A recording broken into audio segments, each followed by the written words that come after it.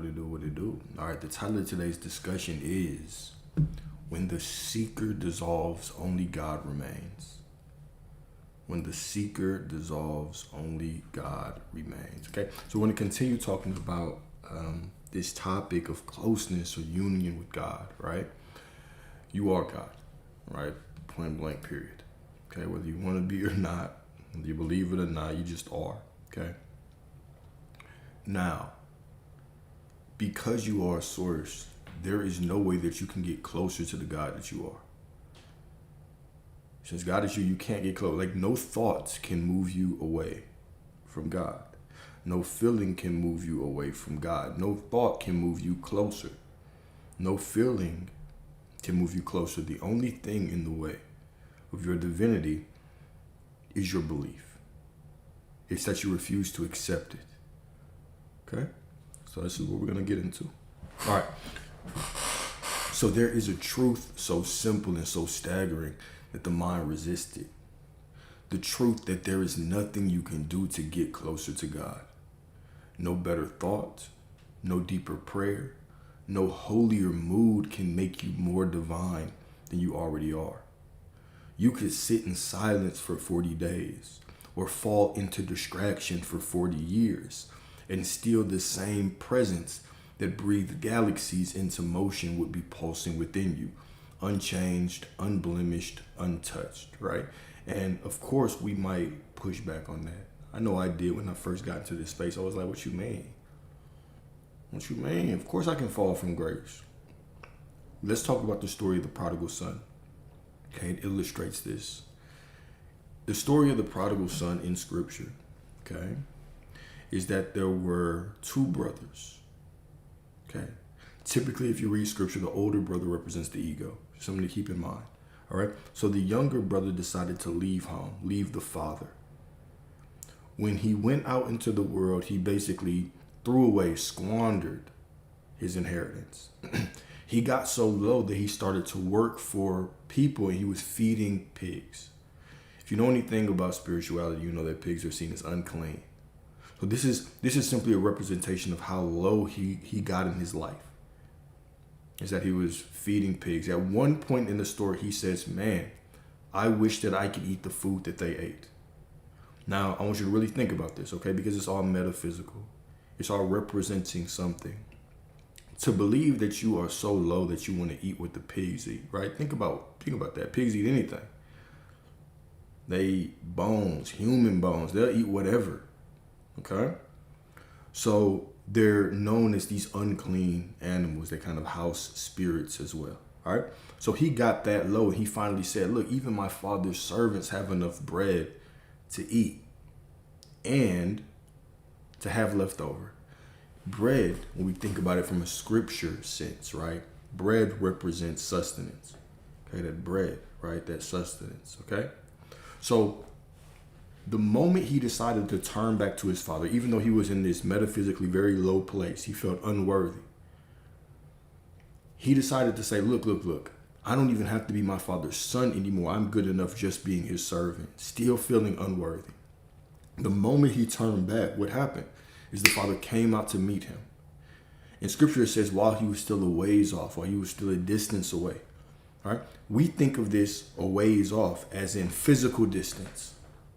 But this is all a book of consciousness, right? When you read about it from physical distance, it doesn't really strike you. But when you understand that these are aspects of consciousness, the distance, while he was far off, represents how we feel. When we say, man, look, I've been doing all this. I've been out doing whatever. Surely I'll have to work my way back up the ladder of righteousness. Right? Because this is the programming that the world puts on us. In order for you to be worth anything, you have to work through these things. You have to work your way up this imaginary ladder of righteousness. Right? But what you're really working up is your acceptance of your own righteousness. So when he turned back to the father came out to greet him. And then the father gave him three things. Right? He gave him a robe, he gave him a ring, he gave him shoes. All right? So what does the ring represent? The ring represents his authority now. Because now the moment you have turned back to the Father, to I am, to the remembrance of who you are, that you are worthy. Guess what? You have that ring of authority. You now can command reality. He put his robe on. What does the robe represent? His identity. He remembered himself as one with God, one with the Father.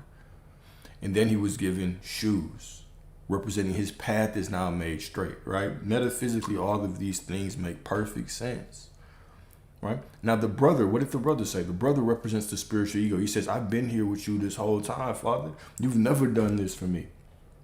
So the Father replies to him and says, yeah, you've been with me this whole time, and everything that I have is also yours. You can receive the same as this, but you've been judging, thinking because you've been here longer. Now, how does this pertain to reality, physical reality? We think because somebody can quote scripture a little bit better than me, because somebody meditates more than me, because somebody, quote unquote, controls their thoughts more than me, because I haven't felt good about this, because they go to church more than me, whatever the case may be, that they must be closer to God. But here's the truth. Nobody can be closer to God than you, because God is you. There's no distance. There's no separation between you and God. All right? So metaphysically, this is what this represented. It's a story where the moment you turn back, even though you feel unworthy, even though you feel distance, there is no distance. The only distance is the distance that we create up here. All right? And we might look at other people and say, dang, how did they do that? They must be closer to God than me. They can't be. That's impossible, because God is you. Because God is you. All right? So here we go. So Acts 17:28 says what, right? For in him we live and move and have our being. Beautiful. In him, not with him, right? For in him we live. Like you already live. You are in source, right? God is in you. You are in God. I love how that is put, right? Because there's some parts that say that you are in God. For in him we live and move and have our being. There's other things that say, no, you are the temple of the Most High. Which one is it? Well, it's meant to simply illustrate the truth that you are God. When you start to read these things at a deeper level, it's simply meant to illustrate the truth of your being. All right? God is not a destination. God is the awareness looking through your eyes right now. The idea that you must climb toward divinity is the dream of separation. The infinite cannot be improved upon. The infinite cannot be improved upon. The sun does not become more luminous because you notice its light. You don't have to try to shine more. You just are the sun. The sun doesn't need to try to be more of the sun. It doesn't become more of the sun because you recognize it or because you don't recognize it. It just is the sun. All right? Nor does it fade because you forget it. Grace is not something to acquire. It is the fabric of your existence. You are made of grace, made of God, made of prosperity, made of love. None of these, you can't acquire any of these things the same way you cannot lose any of these things. We stand in the middle, like in the middle of God, and we sit here and say, I just don't feel like it. I just don't feel close. Feeling has nothing to do with it, right? You being one with God is not a feeling, it's just a fact. You being close to God is not a feeling, it is just a fact, okay? So the illusion of distance. Humanity's greatest confusion is the belief that God is elsewhere.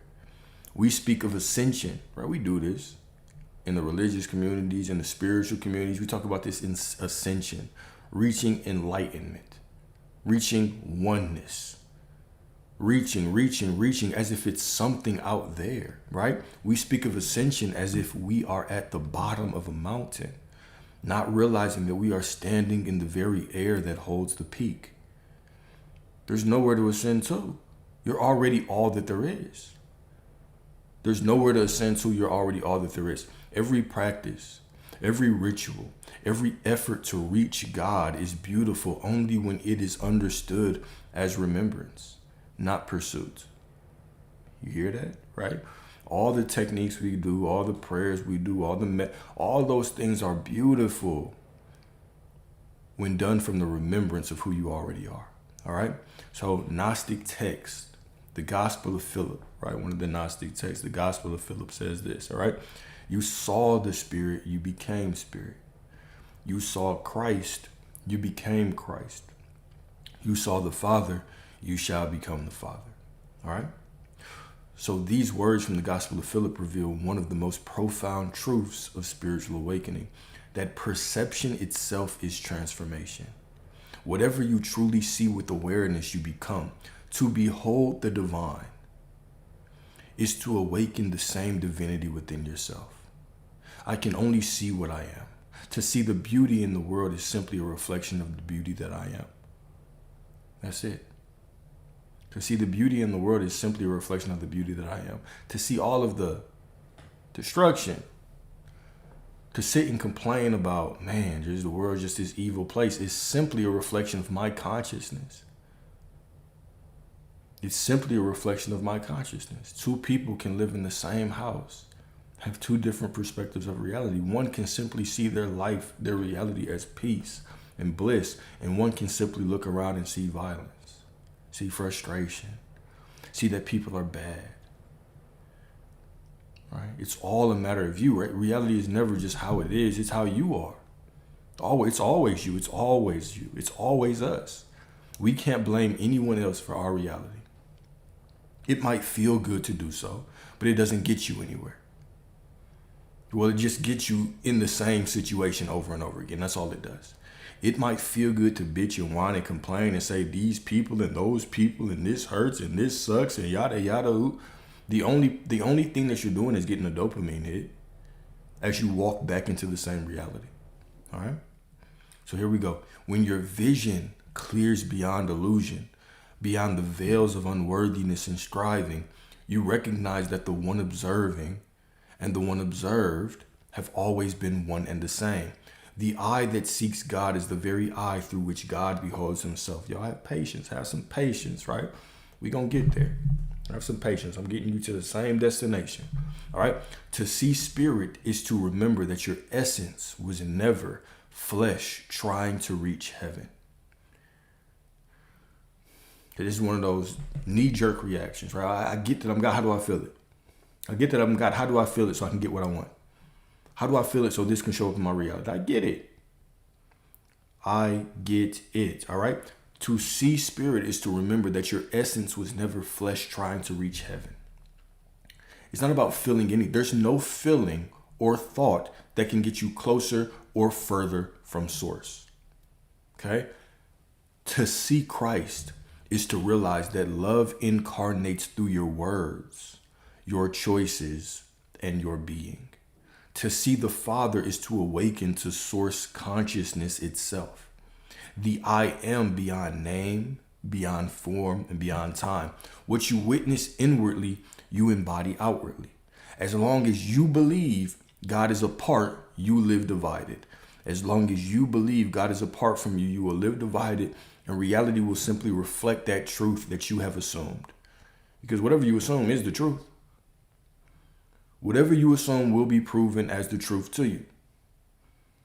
If you perceive separation, then reality will show you separation. If you perceive unity with source, reality will show you all the beautiful benefits of that unity. Okay? The moment you see through the eyes of union, you do not merely worship light, you shine it. Right? We stop worshiping light and we become it. Okay? We stop worshiping light and we become it. We stop seeing God as something out there and we simply embody it. All right. So here's a quote from Kabir. And I think somebody actually mentioned this in the chat the other day. I was like, oh, let me put that in there. All right. So the mystic Kabir wrote this, right? I laugh when I hear that the fish in the water is thirsty. I laugh when I hear that the fish in the water is thirsty. Let's say this in a different way. Okay? I laugh when I hear that the one that is God lives in lack, can't see prosperity around them. To anyone who's searching for love, searching for prosperity, searching for God, you are the fish in the water claiming that it's thirsty. This is not a bridge to climb, right? This is not a journey of becoming something. This is simply a journey of remembering, of waking up to the truth that you have always been God. You've always been God. right? How could the fish, surrounded by the very substance that sustains its life, search for what it already swims within? This is the human condition: to live, breathe, and move in God, yet to spend a lifetime searching for proof of his presence. We thirst for what we are already immersed in. We call out for peace while resting in the very ocean of stillness. The fish does not need to find the water. It needs only to stop thrashing long enough to fill it. So it is with you. Every prayer that begs for connection is already spoken inside the field of connection itself. Every prayer, every time we beg for connection, we do it within the connection of God. We do it as God, who has never been disconnected, who could never be disconnected, okay? Every desire for love arises within the atmosphere of love. It arises within the source of love. You cannot be apart from what animates you. The air you breathe, the space that holds you, the life that moves through your veins, all are the presence you seek. The thirst ends not by drinking more, but by realizing you were never dry. God is not beyond the horizon. God is the horizon within you. Okay? God is the horizon within you. Cool. How tragic it is that we, immersed in God, keep searching for him in doctrine, ritual, or approval. The fish cannot thirst for the ocean. You cannot seek what you already are. Okay?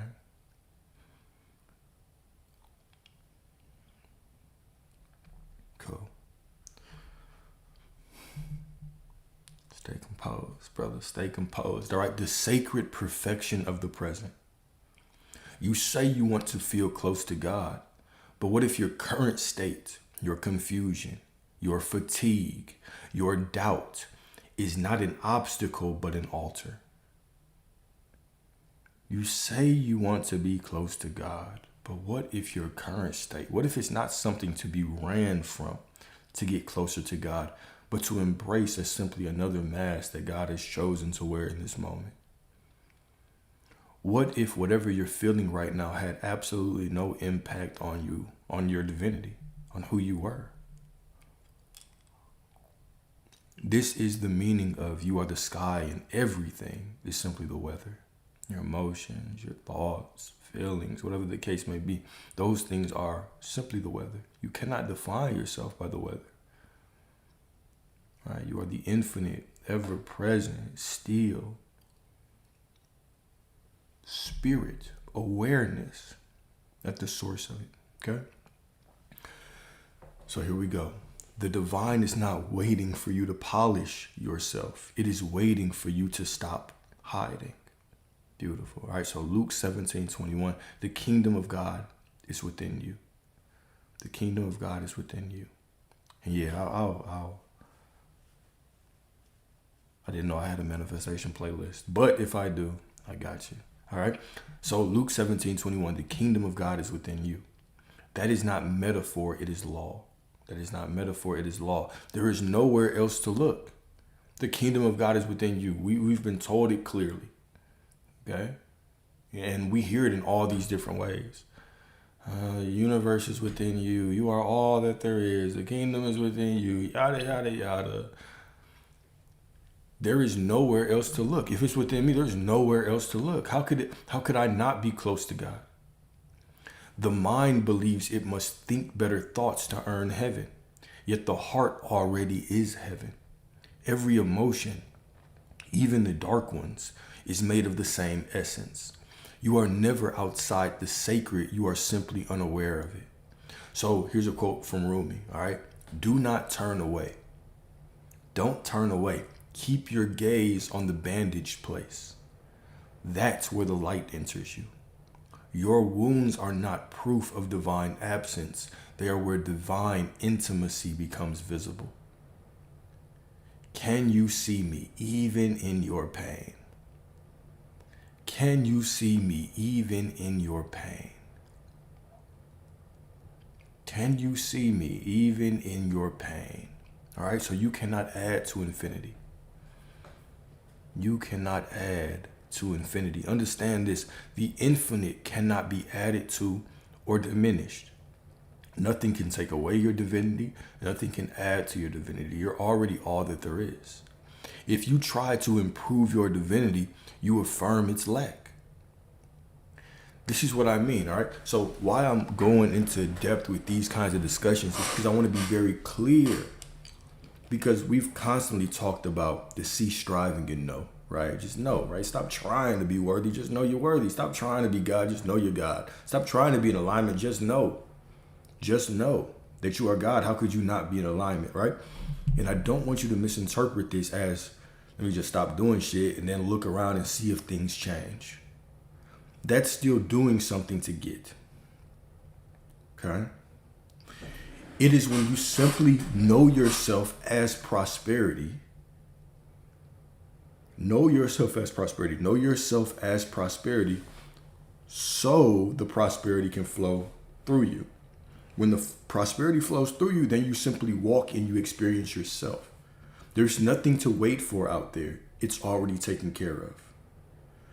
But your consciousness has to be on yourself, on the knowing of who you are. The knowing of who you are.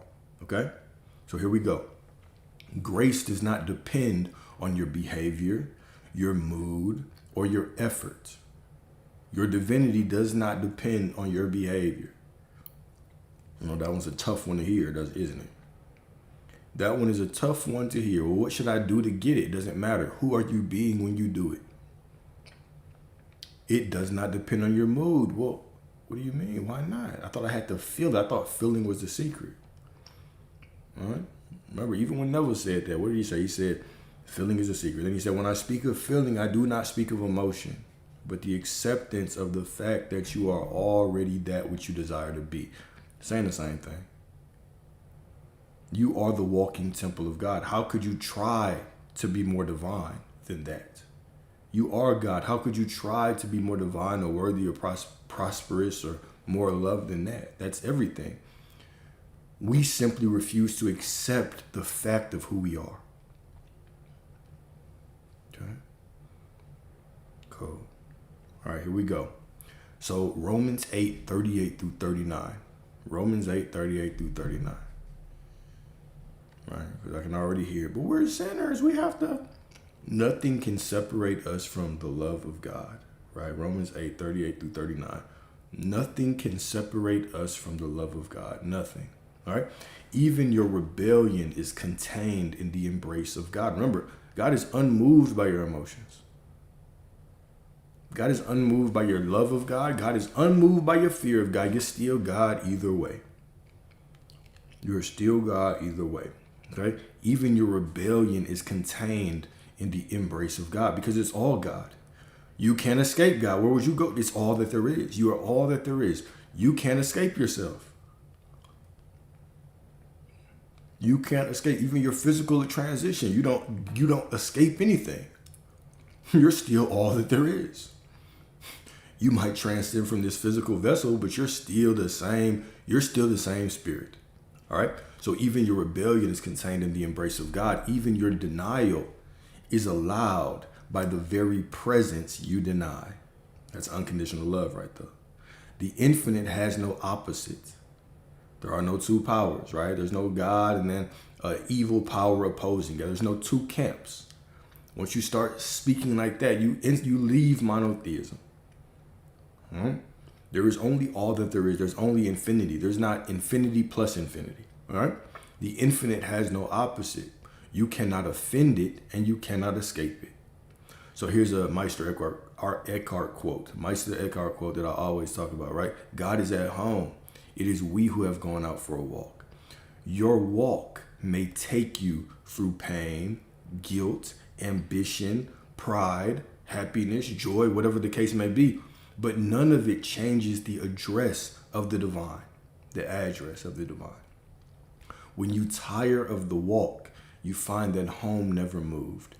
This is why even scripture will tell you, be still and know.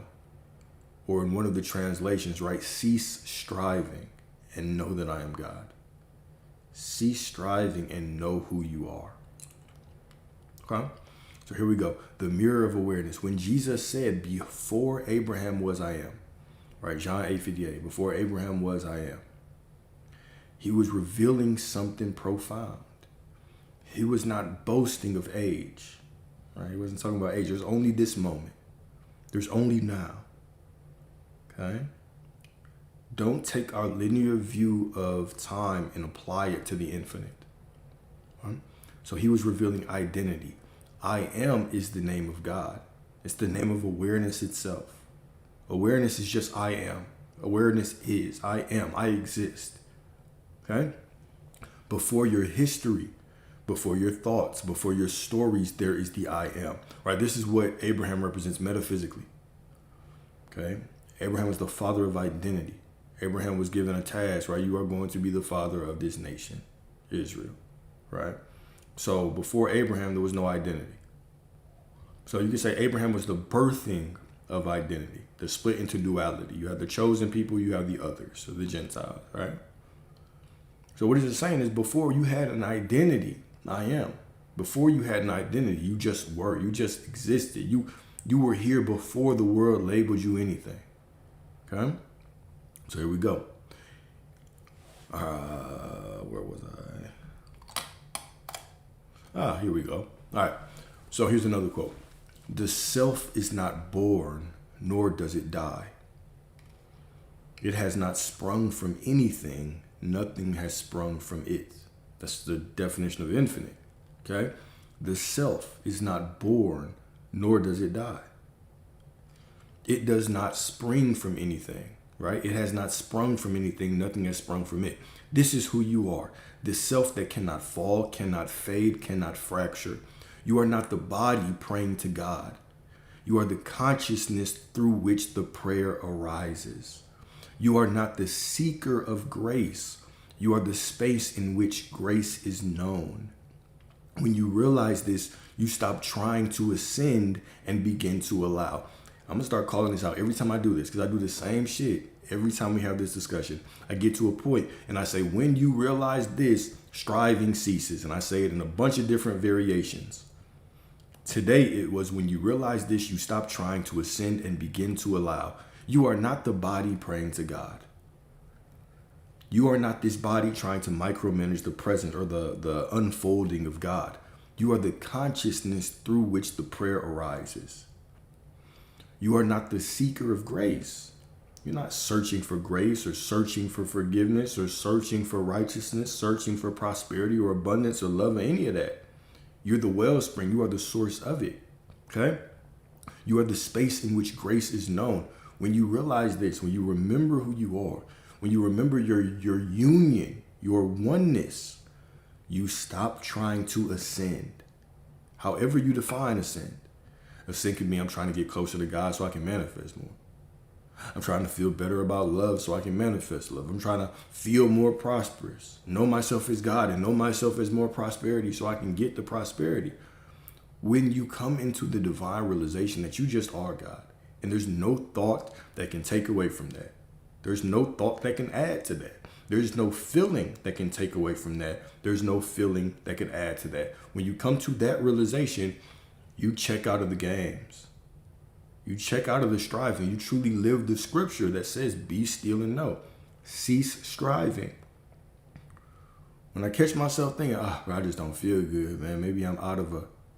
When this started to click, it was like, oh shit, I can catch myself right there and say, no, even here, even this moment is holy. Even this moment is full of God. God is just as much here as God was in the happiness. God has never left. How could he? I am God. There's no more striving to do. When you come to that realization, you stop the striving. You stop trying to find more information. More subliminals, more affirmations, more meditations, more. Trying to add on to the infinite. Trying to add on to something that cannot be added to. Trying to add on to all that there is, right? Trying to be God when you're already God. It's just the affirmation that you're not. That's why your stillness and just your absolute knowing is so powerful. Because when it clicks and you just know. This is what it means when I say this is what I mean when I say stop trying to be worthy. Just know you are. Just know you are God. All right, I'm going to keep trying to come up with more and more clear ways to say it, right? But this is it in a nutshell. This is manifesting 101. This is live the life of your dreams 101. Oh, no thought can take away. No thought can add. No feeling can take away. No feeling can add. I just am it. Boom. I just am it. Even in my frustration, I'm still it. Even in my overthinking, I'm still it. Even in my underthinking, I'm still it. Even in my happiness, I'm still it. I just am. Okay? I just am. All right? So letting go of spiritual striving. Here we go. The tragedy, I feel like I did cook in this section. I think this section was a nice wing dinner. All right? The tragedy of religion is that it taught humanity to chase what could only be received by surrender. The tragedy of self-improvement is that it told you you are incomplete. The tragedy of guilt is that it convinced you that you had fallen from something that cannot be fallen from. You are not evolving toward God. You are awakening within God. Ooh, you're awakening within yourself because all of this is you. You're not striving for God. You're not awakening to God. You're not evolving toward God. All right. You are awakening within God. Here we go. So be still and know that I am God. Cease striving and know that I am God. Stillness is not inaction. It is recognition. In stillness, the veil drops. The river remembers it is the ocean. The branch remembers it was never cut from the vine. Right? So here's another quote by Ramakrishna. The winds of grace are always blowing, but you must raise your sail. The winds of grace are always blowing, but you must raise your sail. You must surrender. You must allow reality to be what it is, knowing that you simply are what you are. And God will take care of God. Reality takes care of itself. God takes care of itself. And because God is you, reality takes care of itself for you. It's all about you. It's all about you. It's how much can you trust? How much would you trust the God that created all of this if that God was just 100% you? How much would you trust that everything works out if all of this was created by the same divinity that animates you? All right, so let's go back. Let's go into this a little bit further. All right, the winds of grace are always blowing, but you must raise your sail. Divine favor is not something to summon. You don't have to call in divine favor, right? I was caught on this, and when I first got into this spiritual path, always trying to call in things and call up things and raise up the kundalini and open up the chakras so I can do all that. That's great.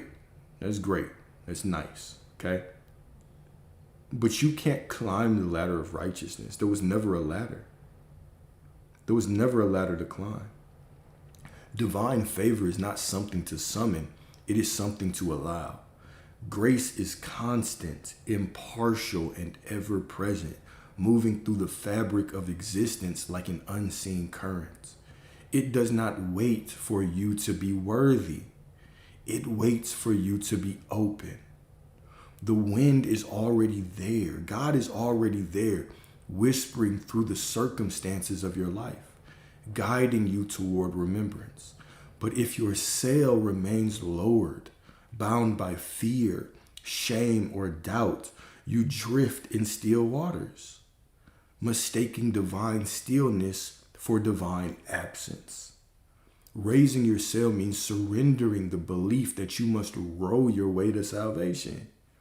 It means loosening the grip of control, releasing the oar of anxiety, and trusting that the same intelligence guiding the stars is moving you too. When the sail is lifted, effort becomes ease, and movement becomes grace in motion. The wind does not discriminate. It feels every sail that dares to rise. The wind does not discriminate. It feels every sail that dares to rise. The only question is, will you let it carry you? Or will you cling to the illusion of steering yourself through a sea that has already chosen your course? Do you hear me? Do you hear me? Effort becomes ease, right? Effort becomes ease, right? Raising your sail does not mean striving harder. It means ceasing to resist. The wind is blowing even now. Grace is already moving through your breath, your heartbeat, your thoughts, your tears, your frustration, your pain, your excitement, your joy, all of it. It never left. It cannot be added to, it cannot be subtracted from. You just are God. Okay? So here we go. The grace of every moment. If grace cannot be lost, then it must be everywhere. In the triumph and in the breakdown, in the ecstasy and in the exhaustion. Even your forgetting is sacred, for it gives birth to remembering. The divine dance, right? The divine dance of remember that you're God and forgetting for a little bit. Remember that you're God in being and doing and being and doing, right? That divine dance that you signed up for, all right? When you finally stop chasing light, you realize darkness was never its opposite. It was its teacher. All right. So John 1:5, right? The light shines in the darkness. The light shines in the darkness, and the darkness has not overcome it. It only takes one little candle. You go to a pitch black room. It takes one little candle, bam, to illuminate that room. My bad. Your pain does not mean you have strayed from the path. The path is wide enough to hold both pain and peace. The infinite is large enough to include all of you. That's a game changer.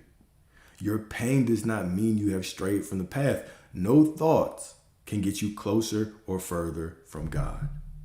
No feeling can get you closer or further from God. None. You just are. All right. Your pain does not mean you have strayed from the path. The path is wide enough to hold both pain and peace. The path can hold all of it. The path can hold all of it because it's everything. The infinite is everything. So of course it can hold all of it. The infinite is large enough to include all of you. There is no version of yourself that can exile you from God. There is no version of yourself that can exile you from yourself.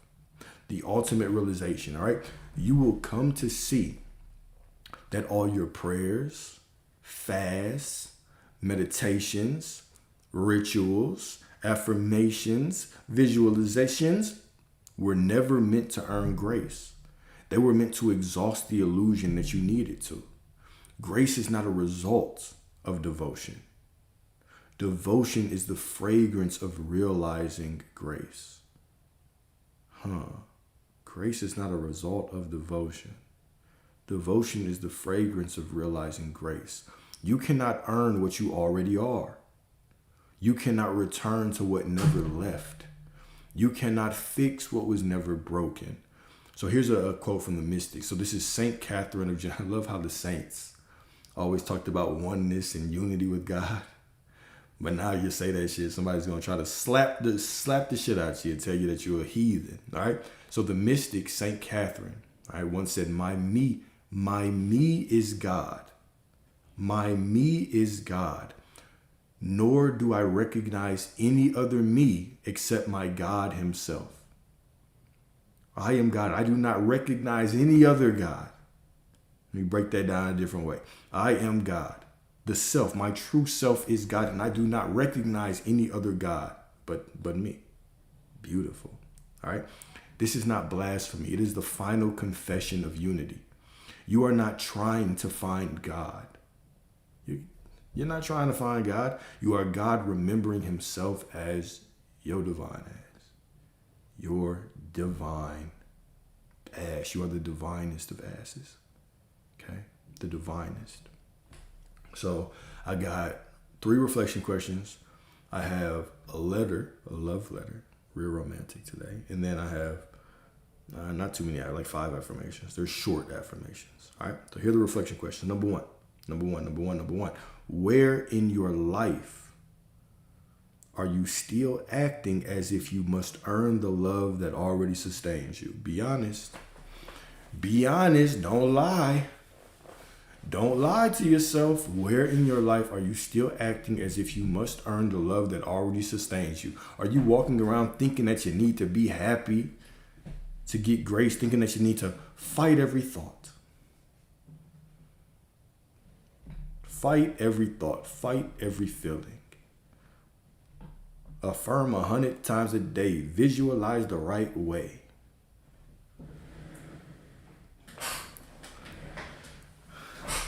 Where in your life are you acting like you must earn the love that already sustains you?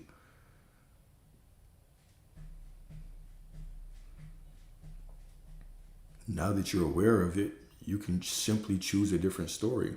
You can choose to remember who you are. Okay? Number 2, how would you live if you truly knew that no mistake could separate you from grace? Yeah, I know. You probably sit back a little bit more, right? Sit back and chill a little bit more, right? How would you live if you truly knew that no mistake could separate you from grace? Right? You would probably be a little bit more present even with those people that piss you off. Right? Maybe you wouldn't run away from things so much. Oh no, I can't be around, and they might bring down my vibration. Even though you don't know how to measure your vibration. Because you don't have a vibration measuring thermometer that you shove up your ass and it beeps when you're in vibration. You don't have that. You don't know what your vibration is. You're just walking around like a psychopath thinking that certain things can bring it down. Oh no, I can't talk to him. My vibration is going to get lower. I can't get my SP. We call that psychosis. You're going to end up in a straitjacket. Keep doing that. Keep going down that path and see what happens. All right? How would you live if you truly knew that no mistake could separate you from grace? How? How? Okay.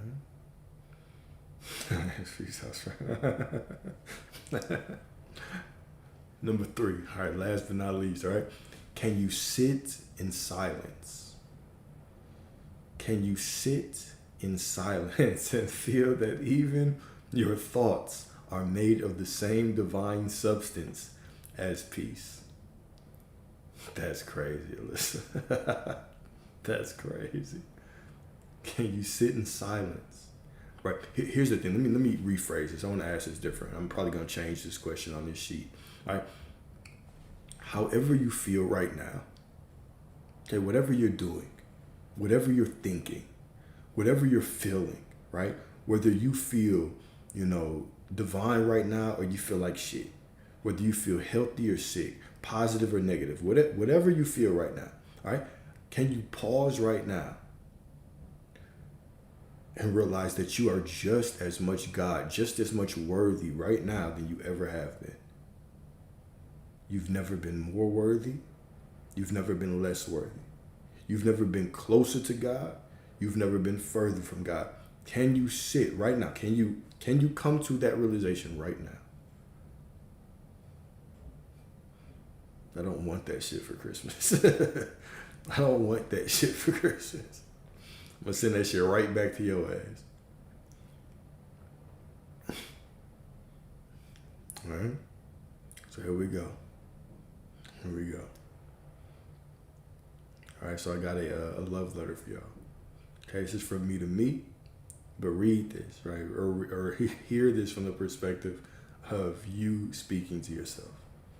I'm always good. Okay, I'm always good. All right, so here we go.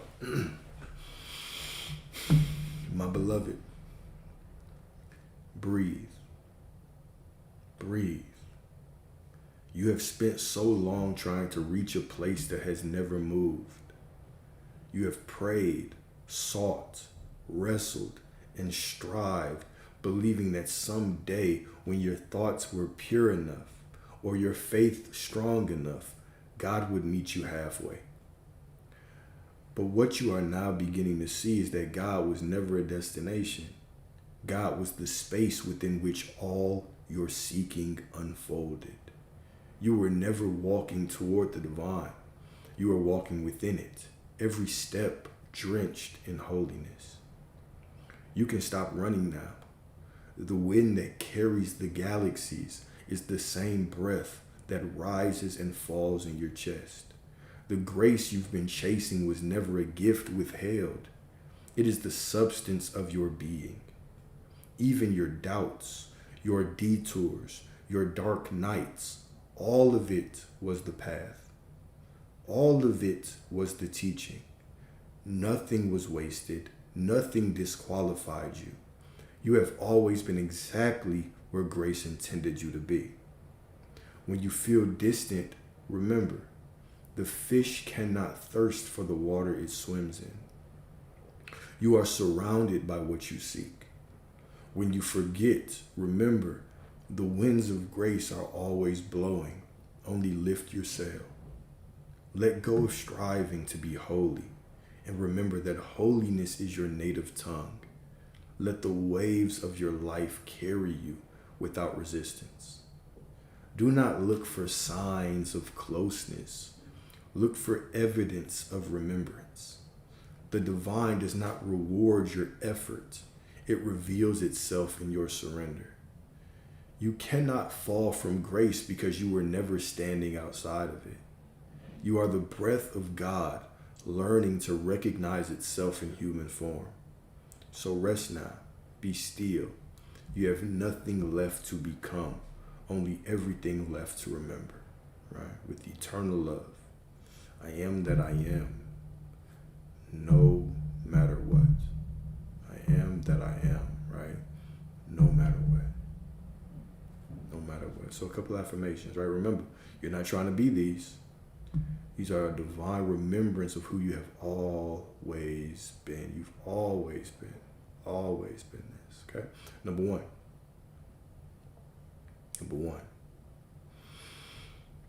These are going to be short and sweet. If you want to write them down, you can, but I'm uploading the document. I am already one with the presence that created me. I am already one with the presence that created me. I'm already one with God.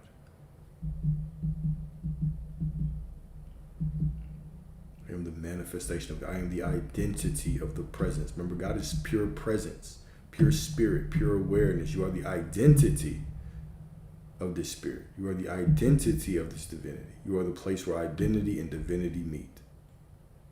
Number two, nothing can add or take from the infinite that I am. Nothing. Nothing can add, nothing can take from the infinite that I am. Appreciate you, bro. Number three. I rest in the perfection of what already is. You. I rest in the perfection of what already is. You're already perfect, already whole, already God. You're already everything you desire to be. You're already it. You're already it.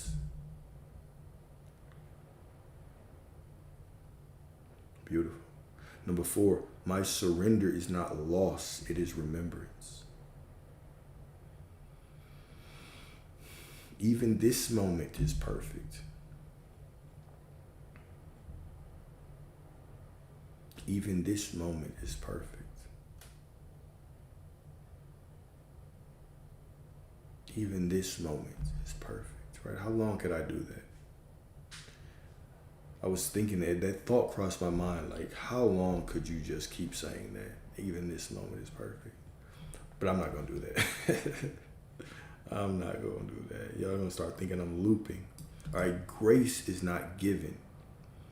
It is discovered in being. Grace is not given. It's not earned. It is discovered in being. It just is. It's your birthright. Okay? It is your birthright. Right? I am that I am. Okay? No matter what. No matter what. No matter what, right? You are already everything you desire to be. Simply accept it. Accept the truth of who you are. Okay?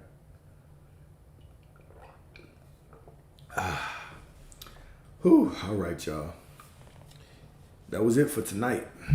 We can do questions for a little bit. I don't know how long. We can do questions for a little bit. Appreciate you, Shelly. Yeah, techniques definitely stop being effort when you use them as divine remembrance. When I first came into this realization, what I used to do is I would literally just sit wherever, right? I wouldn't meditate on it, but I would just sit down in silence and I would say, man, however I feel right now is absolutely perfect. I would say, okay, well, right now, my bad. And say, all right, right now, no matter what I think, God can't leave me. No matter what I feel, I am God, right? And I would really ponder that. And just in the pondering of that, just in the kind of going through that in my mind, just thinking about it, right? Well, you can call it meditating on it. Just thinking about it, just pondering it, just holding that thought in my awareness and really just kind of, well, even this, even that, yeah, even this, right? That is what really solidified my knowing. Okay. But am I anti-technique? No, I'm not anti-technique. I think it's a waste of time if you're doing it from the lack. If you're doing those things trying to get something, then, I mean, good luck, right? It just turns into a prayer of desperation and lack, pleading to something outside of you to change. Maybe if I say these affirmations enough, things will change. If I visualize enough, things will change. No different than me sitting, in a church and jumping up and down and crying and begging to something in the sky to change something in my life, right? It's a prayer of lack. I remember when I was younger, so I was raised in the Catholic Church, right? And I remember a couple experiences where I would go to church and things just weren't going well for me, and I'd be in there crying. Like, I would end up crying. And what I realized as I started to become more and more aware is I was crying because it felt like an emotional release of venting in those times. It felt like, yeah, things could get better, but it was more so I just felt better from venting about how shitty the situation was and having a little bit of hope now that things would get better. But they hadn't changed. They hadn't changed at all. So there's a difference in me hoping, right? Whether it's hoping through prayer, whether it's hoping through affirmations, hoping through visualization. There's a difference between me sitting here in lack, surrounded by a situation I don't like, trying to feel better about it, trying to think better thoughts about it, trying to visualize a better life through it, trying to affirm for it to change, trying to pray for something up there to help me. All of those things, that keeps me stuck where I'm at. I haven't accepted that it's mine when I'm in that state of desperation. I have not accepted that it's mine when I'm in that state of desperation. Okay. So we're clearly told, even if you read scripture, we're clearly told how to ask for things, right? It doesn't say thou shalt beg until you get it. It says, blessed is he who believes before he sees. It says, thou shalt decree a thing and it shall be added unto thee. Decree means to speak as a legal authority. The one who speaks as a legal authority, like it's done, that's who gets it. Whatever you ask, right? Because that was another myth, right? Well, God holds certain things back because it's an ego desire or this or that or yeah. Well, hold up, sir. It says whatsoever I ask will be given to you. Whatever. It doesn't say, it doesn't make a distinguishing between the ego and all. The illusion of separation will lead us to treating God like Santa Claus and treating an affirmation like a love note to a distant deity out there that might open the letter or it might get lost in the mail. I remember waking up from visualizations, falling asleep when I was visualizing, trying to do state akin to sleep, and waking up like, oh, I hope I did it right. Hope you did it right. Hope you did it right. That doesn't even make sense. You're not doing the technique to get something. You already have it. It's already yours. You're just doing it to experience it right now. But doing it from lack, that I was making the affirmation that nothing was working. Oh, I hope I did it right. Why would you ever say that? It's done, whether you visualize or not. The visualization is just supposed to be fun, a moment of remembering. It's done because I say it's done. It's not done because I say it's not done. Even me affirming confusion manifests in your life as confusion. People will say, oh, I have this hot and cold relationship. I'd be like, all right, cool. Tell me your story. Break it down for me. Well, I want this person. But maybe sometimes I feel like God's just trying to keep them from me because God gave you the desire. You're the only one keeping it. You're the only one keeping it away from you. And why do people do the techniques? And I don't know. Man, you got to ask them.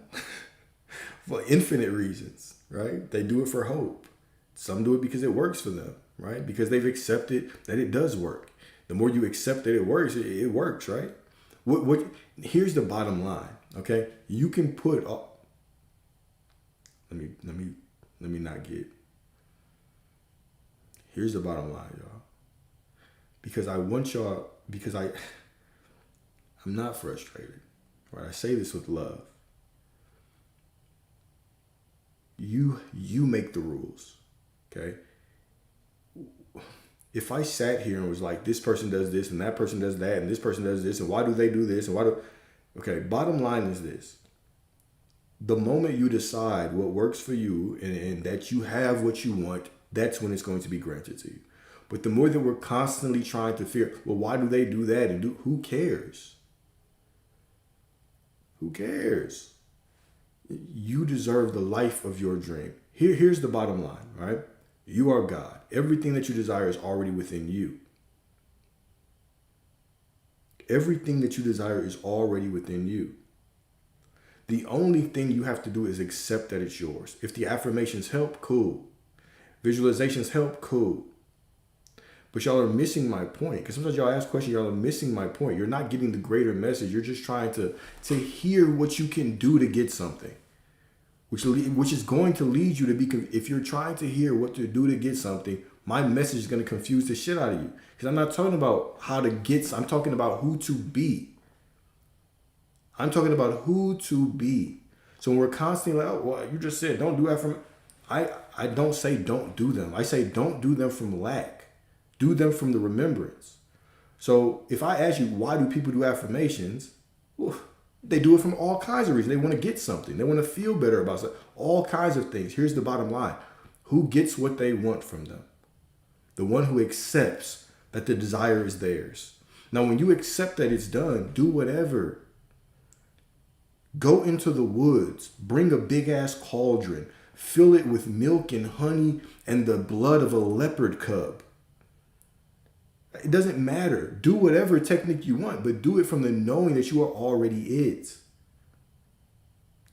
The point that I'm making is stop putting the power in the affirmations. It doesn't matter what technique you do. That shit does not matter. What matters is state of being. Affirmation is an anchor for a state of being. And if an affirmation is coming from lack, you are just anchoring in the fact that you don't believe you have it. Like, if you're doing the affirmation from lack, you're just constantly reminding yourself that you don't have some shit, trying to get something. You're just constantly trying to get something. You can only have what you have.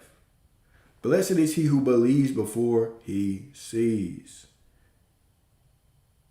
You can only have what you have. So if I'm constantly praying for things from this state of lack that I don't have it, I can't get it. That's why you go to church all the time and you see people just getting sold the drug of hope. Constantly in lack. Constantly at what prayer should I do? You get into the manifestation space and you see people in lack asking other people, what did you do to get your person back? What did you do to get the prosperity? What did you say to yourself? What did you affirm? What exactly did you visualize? I can't visualize right. Maybe my affirmation is not specific. Maybe it's not. Guys, this is absolutely psychotic. This is psychotic behavior. You're crazy. That shit is absolutely ridiculous. Walking around thinking that if you cook up the perfect worded affirmation, all of a sudden the blessing will fall from the sky. Your affirmation is not a quarter. God is not a vending machine. You are God. The power is within you. The more that you're looking for what to do to get, you're guys, sometimes the stories that we tell have not sometimes, the stories that you're telling have all the fucking answers. Why don't I have it? What do you mean, why don't you have it? Well, what do you mean, why don't you have it? It's done. It's yours. Accept that you have it, then you will have it. Well, what affirmation do I do? It doesn't matter. I don't give a damn what affirmation you do. It does not matter. Knowing that you are loved and simply affirming I am God still yields the same result. Knowing that you are loved, right? And no affirmation still yields the same result. That power is not in the affirmation. Just because you put an extra word in that affirmation does not give you an extra $100 in your affirmation. Just because I said the affirmation 20 more times doesn't mean your SP is going to come back. And when they come back, all of a sudden they're a little bit more freaky for you. We put all of our power in these things outside of us. When are you going to put the power in yourself? God's not out there. There's no reality out there. There's nothing out there. But the more that you continue to see this separation, if I affirm the right way, if I visualize the right way, they're doing this, but they're doing that. But this coach told me this. This coach told me that. Duh.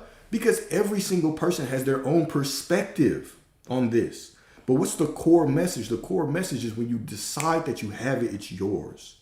There are infinite ways to get down this path. Infinite. Infinite ways to get what you want. Affirmation, visualizations, all those things. You can do whatever. You can be specific with your affirmations, general, but it doesn't matter. Even that is just simply a limitation that somebody heard and they're passing it to you. Just taking a limitation and tossing it down the road. You have to affirm. Here you go. Oh, I have to affirm. Here you go. Right? It just gets passed down and down the line. The truth is, when you have it, you have it. If you don't have it and you're looking for ways to get it, you don't have it. When are you going to stop trying to live the life of your dreams and just live the life of your dreams? When are you going to stop trying? When are you going to stop being the seeker of God and realize that you are God? What do you prefer? Do you prefer, okay, here we go. Do you prefer wanting your manifestation or having your manifestation? Which one? Do you prefer searching for new affirmations and manifestation techniques? Or would you prefer laying up with that person you want right now, having that money you want right now, having that car you want right now? Make a choice. You make the choice every time you wake up in the morning. You yawn and that morning breath just hits. Every time you get up in the morning, you have a decision. I get to decide if I have it or if I don't. This is all manifestation is. I wrap it all in this nice little poetic bundle because I'm just a spiritual guy. I like speaking about spirituality. I like my perspective. So I expand on my perspective. But here's the bottom line. You get to choose if you prefer doing the techniques or actually having the shit you want. Which one? Sometimes we just get addicted to process. Oh, I just don't know because I just am a little confused. And confused about what? if you have stayed, right? If you are here right now, okay, if you stayed through just me sitting up here and reading this document and yapping on and on about spirituality and God and a raindrop and you are the ocean, and you know enough to know that you just need to decide that it's yours. But we constantly are waiting for something else. It's like we want to take all. I've been there. Why I'm talking about it like this is because I've been there. It's because I was in this hamster wheel, trying to collect all the coaches and all the teachings and put them in one big bundle. And I got to make all of it make sense. And one day something will click, and then I'll get the life that I want. And days passed, and weeks passed, and months passed, and I was still the same person looking for the next technique. I was still that same guy. You have to decide that it's yours, okay? You have to decide that it is yours. All of that is from love, okay? All of this is from love. You deserve the life of your dreams. The only thing that's keeping so many people from it is the refusal to make the choice. The refusal to make the choice. Okay?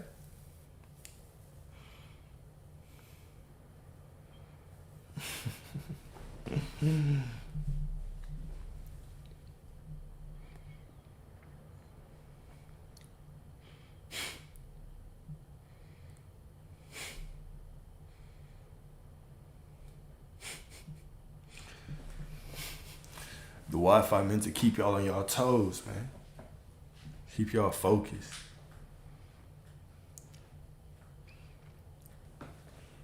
Meant to keep y'all focused.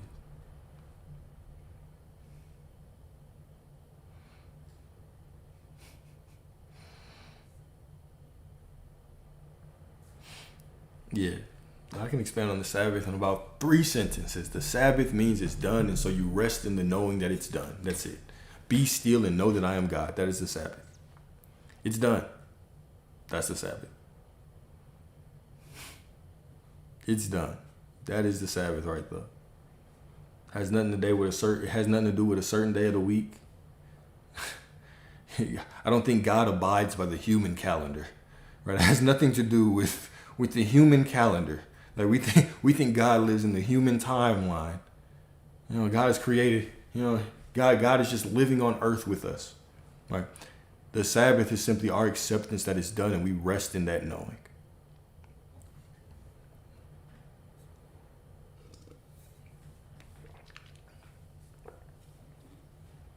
How do I feel about divine counterparts? Well, okay, if I am God and everything is me and everything is God, right? Well, then who is not my divine counterpart?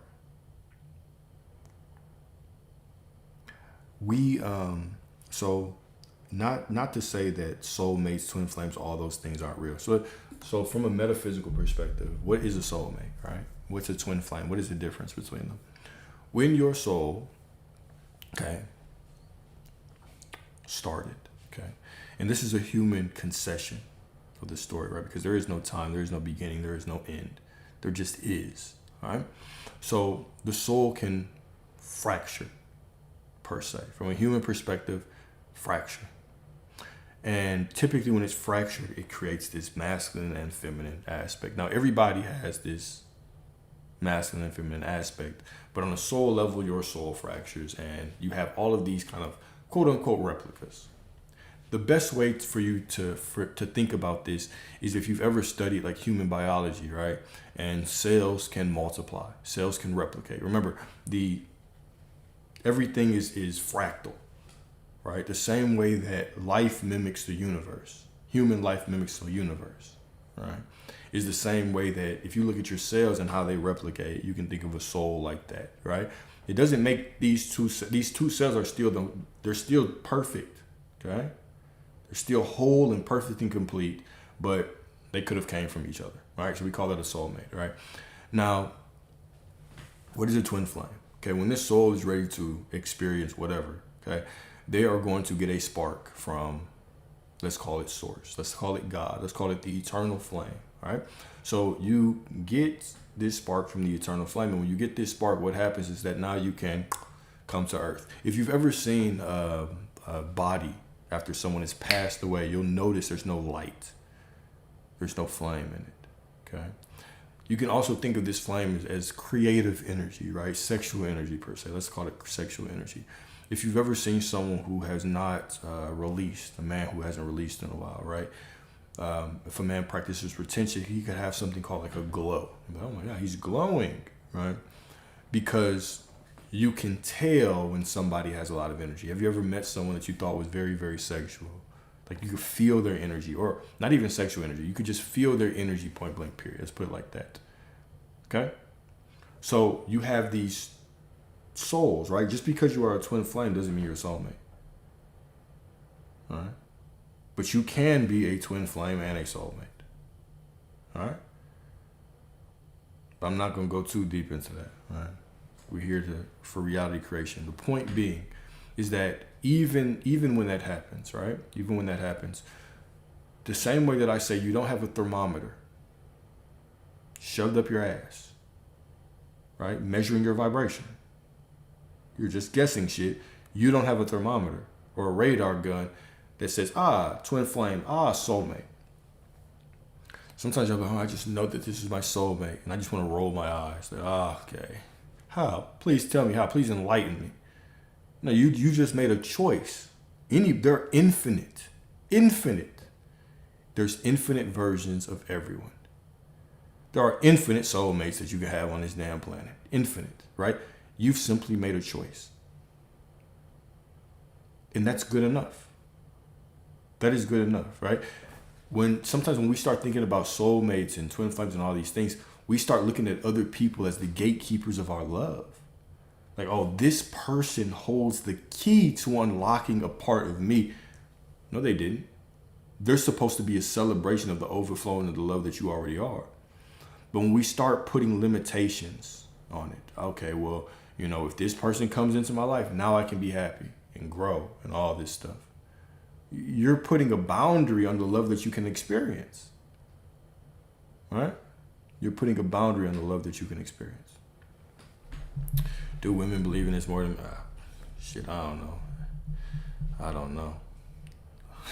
No idea. I don't think delusion is specific to a gender.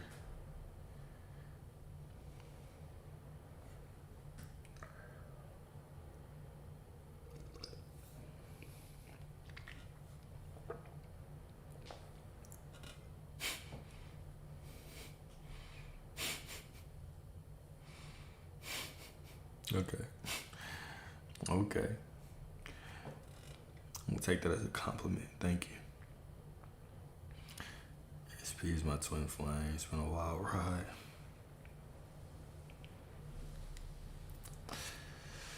It's probably a big ass sweater. I'm over here feeling warm too. I just got this yesterday. My parents bought me a bag. They were in Seattle for my mom's birthday. So I picked them up from the airport. I hadn't got my mom this gift for her birthday. She was like, I've got a gift for you too. I was like, what? She's like, a hoodie. I was like, hell yeah, give me that. So now instead of y'all seeing the black hoodie, y'all gonna see some yellow hoodie. Appreciate you, Jordan. And when did I wake up? I don't know. Long time ago.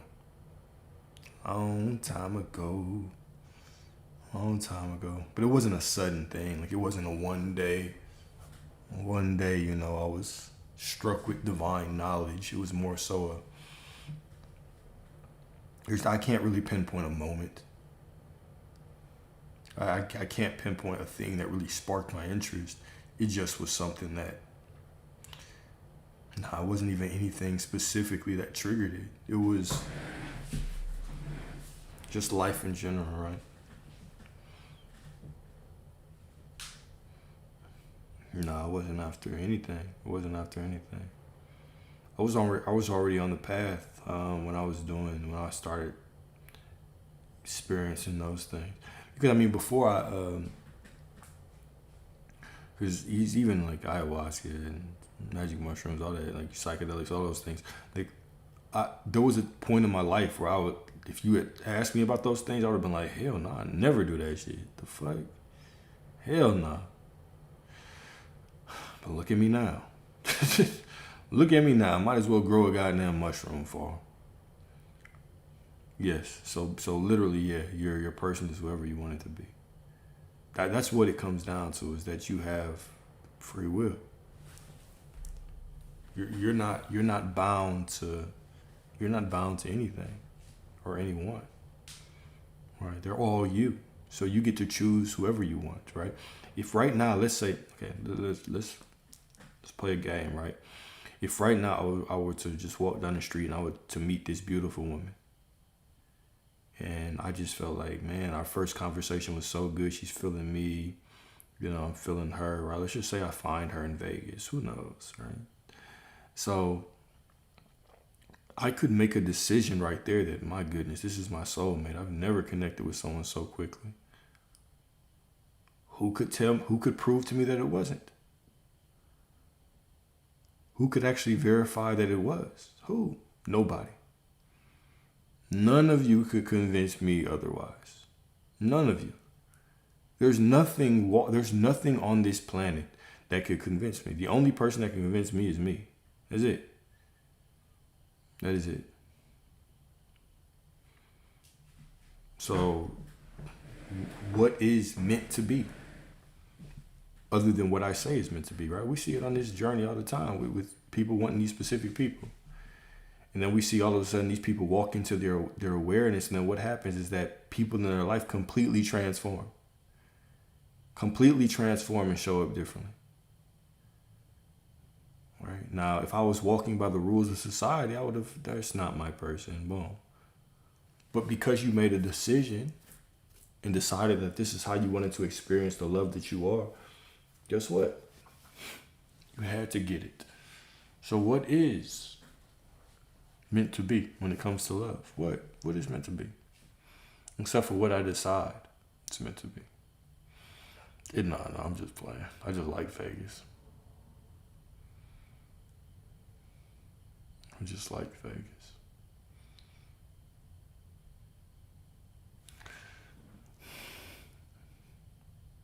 All are that I am. Though the twin flame is my chosen way of expressing my perfect love within all my creation. Exactly. All is me. Right? All is, it's all I am. There's nothing outside of I am. There's nothing outside of God. And because I am God, I always get to choose how I want to experience myself. I can have 20 soulmates, or one, or infinite. I can choose to express myself however I want. I'm not limited by anything. Except for my own imagination. Except for my own knowledge of self.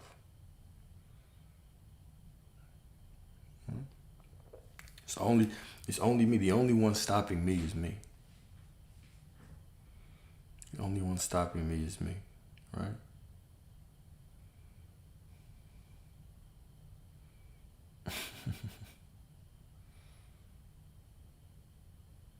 It is done. Yeah, it is done for sure. Y'all. What a day. It's because we are connected. It's because we are connected. There is only connection. There is no separation. Even our perception of separation is just an illusion, right? If I know that I am everything I desire to be, if I know that I am God and I am everything, then even the thoughts that I am anything opposite, it must be an illusion. Even the sight of something opposite is an illusion. Even the feeling of lack or doubt or frustration or anxiety, it's all pointing me towards an illusion. There's only love. And if there's only love and I accept who I am, now I can see through the illusion.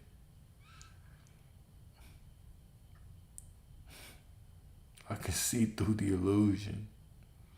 There is only love, there's only God. Right? There's only love, there's only God. Can I do more content about physical healing? Of course. Absolutely. I don't plan on stopping anytime soon. I'll make that a priority though. Maybe I'll do some tomorrow or Wednesday.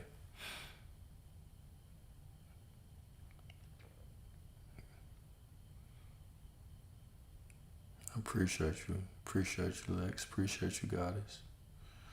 And then I say there's only love. What do I mean by that?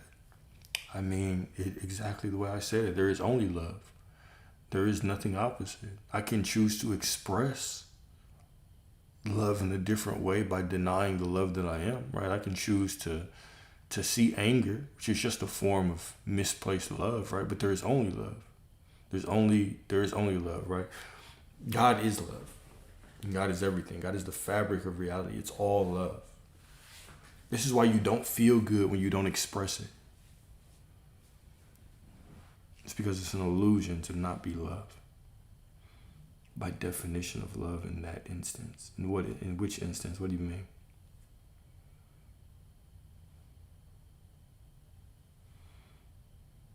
Which instance? Don't get confused. Don't misinterpret romantic love and just the love that you are. Okay?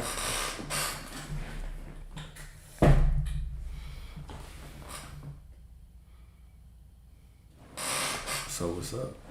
It's good to see you as well. How many years am I turning? In this lifetime, how many years am I turning? Something. Yeah, exactly. Yeah. Yeah. Hell yeah. Do I see love and acceptance? Do I see love and acceptance go hand in hand as the same? No, it's not my birthday. It's not my birthday, yeah. But I appreciate it. I'll take the happy birthdays. You can shower me with happy birthday wishes. I'll take it. I think the goal is to live life like every day is your birthday, right? The goal is to live like every day is your birthday, right? We tend to celebrate our... No, it's not nothing to be... You ain't got to say my bad. It's cool. I was just playing. But the goal is to experience life like every day is our birthday. Right? It's to not just wait to celebrate, once a year. But if there is no time, and every moment I'm brand new, every moment I get to choose to be reborn, right? But at the very least, every day when I wake up, I should be excited like it's my birthday. It does actually put you in a perspective to live life differently. Not that I really celebrate that, but it does put you in a different perspective or a different mindset. I say in 33. Good OGs this year. It's close. It's real close. It's real close.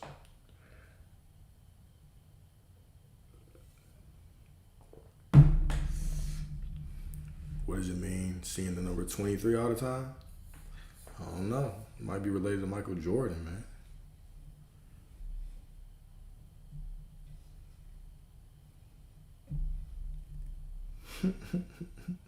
Thank you. Am I older or younger? Yeah. Hell yeah. Exactly. Yeah. Yeah. Exactly.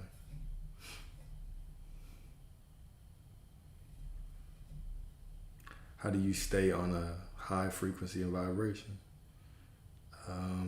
You stop trying to stay on a high frequency of vibration. You just realize that you are the vibration of God. Your frequency only can change because you decide that it can change. It can be higher or lower. You're already the frequency of God. Yeah, anybody who can guess my age will get a $5 payout, guaranteed. If you can guess my age correctly, I guarantee you a $5 payout.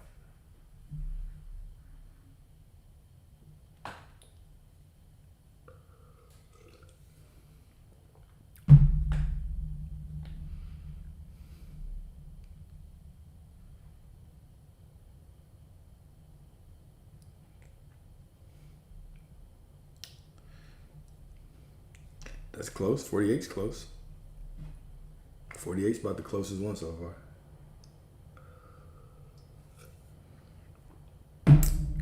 A little too low though.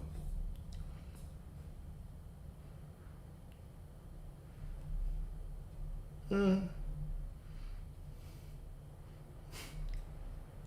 51. That's the closest one so far. 51.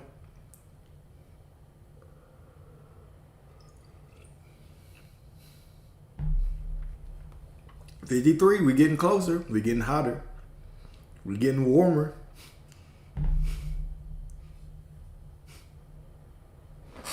You all. Y'all trying to get this payout. 55. We're getting warmer. You're burning up. 50. You're burning up. You're burning up. 69 was crazy. 69 was crazy. I saw how that number just floated in there and snuck up. I saw your ass. They might not have saw you, but I saw your ass.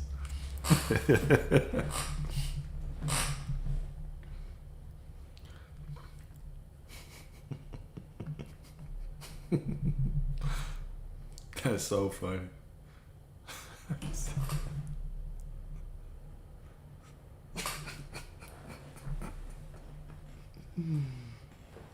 Oh, wait. I just, I eat clean, so I still look a little bit young, but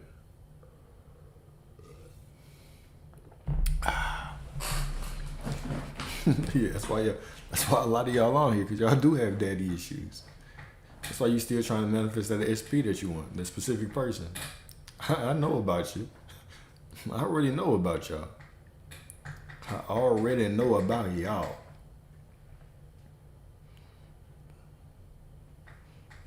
What you mean teach us? That can't even have fun, huh? I give y'all countless hours of YouTube videos the moment I start joking around. And shut up and teach. I want my SP.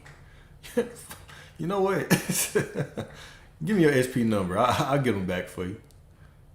Give me your specific person number right now. I'll call them for you. I'll give them a little call. You go to YouTube. I got hella videos on the. I can't even joke around for a little bit.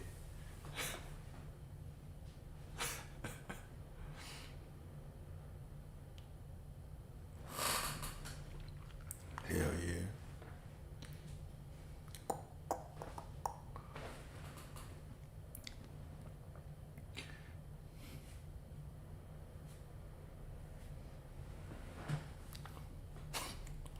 No, I wouldn't do that to y'all. Y'all all deserve your SPs.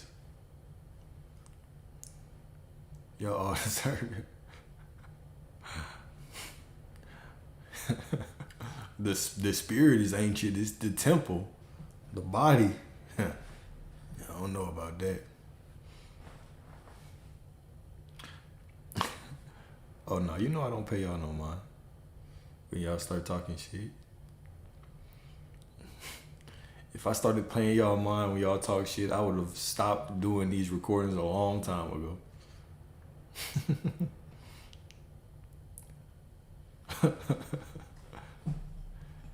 Some of y'all coming here itching to talk shit. Thumbs just fiending to type some shit from y'all's fake accounts.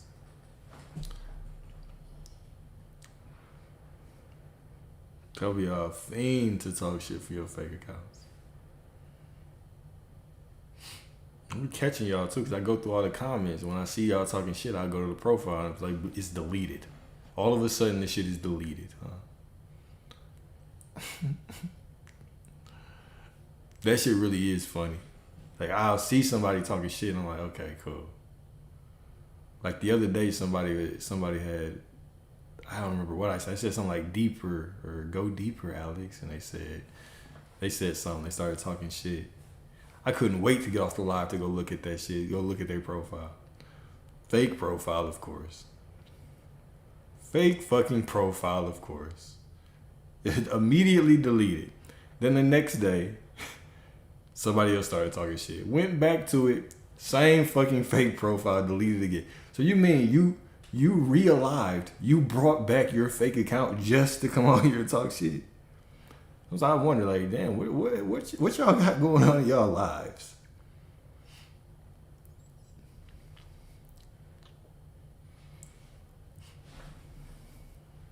But no, that shit doesn't bother me. But don't worry, I do dig. I do go back through the comments and find shit. Like, let me go look at this motherfucker. Who was talking shit? Let me go look at this fucking profile. A couple of y'all, I be blowing up the fucking screens like, this motherfucker was talking shit. But most of the time, if it's a show, it's like a black profile picture, nobody there. I'm like, damn. Matter of fact, let me find this profile because I showed screenshotted it just so I would have good. I always screenshot it. I actually know who some of them are because sometimes certain things, you just pattern recognition. Certain things happen in your life, and all of a sudden, here comes this fake account. All of a sudden, out the blue, comes this fake account. So I do have it. I'm not an idiot. You know what I'm saying?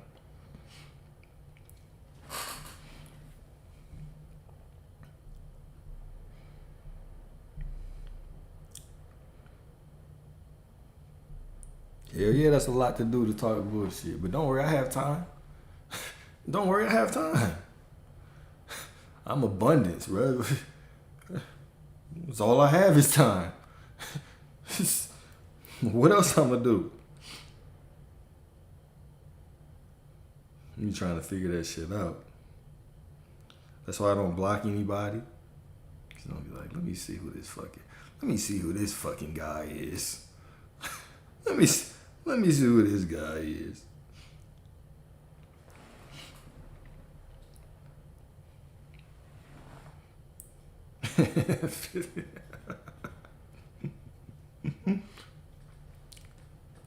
I do. I have several videos on Imagine a Different Version of Somebody. Several. I have several. And honestly, I think we talk about that pretty frequently. We talk about that a lot. Like, I've done certain things of seeing people through the eyes of devotion, right? Seeing people the way that you want them to be, seeing them as God, right? Dropping the old story. I have several videos. But here's the thing, though. If you're looking, my content, guys, the way that I deliver, if you're looking for a specific technique, you probably won't resonate with me. You probably won't, right? I'm more. I like to talk about I am. I that's my thing, is talking about I am. It's getting you straight to the core. I don't care about you getting that one specific person. I care about you changing your whole life. You having the power to rearrange your entire reality, not just this. Not just that one thing. That one thing is just to start. It's just to start that waking up, right? That's the whole give a man a fish and he'll eat for a day, but teach a man to fish. Right? So if it's like how to imagine somebody differently and all that, I drop those in there. Like, you could literally go to any of these discussions to get everything that you need to get what you want. I just don't say it like, hey, look, do this. Affirm like this, say these things, right? But it's constantly pointing you to the power. No, you're the source. You already have everything that you need. Just accept it. See yourself as perfect. See life as the miracle it is. All right? The reality just is what it is. Allow reality to do what it does and allow it to rearrange to match you. Remind yourself that you are the power. What even is the purpose of imagining someone different? Sorry. But I think some of these things, I don't want y'all to get caught in traps. So what is the purpose of me imagining someone different? Struggling against the version of them that I don't even want anymore. Now, if you're imagining someone different, do it from I'm falling in love with this version of them. But when most people come into this space and they're trying to imagine someone different, they're just butting heads with the version of that person they don't want. They're constantly focused on changing something about this person that they don't want so they can feel better about themselves. But when you realize that you are the source and you start bringing that power back within you, okay? Now all of a sudden, I can look at life as beautiful and everything reflects that. But when I'm just doing it from lack, I have to change you so I can feel better about myself. No, you are the source. You already are the source. They don't even exist outside of you.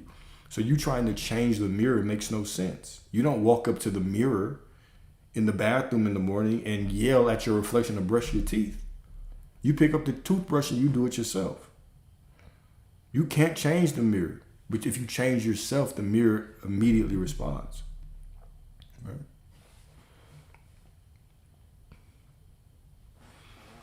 The more the more you try to change something, the more you try to change somebody, the more you affirm who they are. I did this when I was younger. Had a woman I liked a lot. Thought she was being sneaky. Tried to talk to her about it.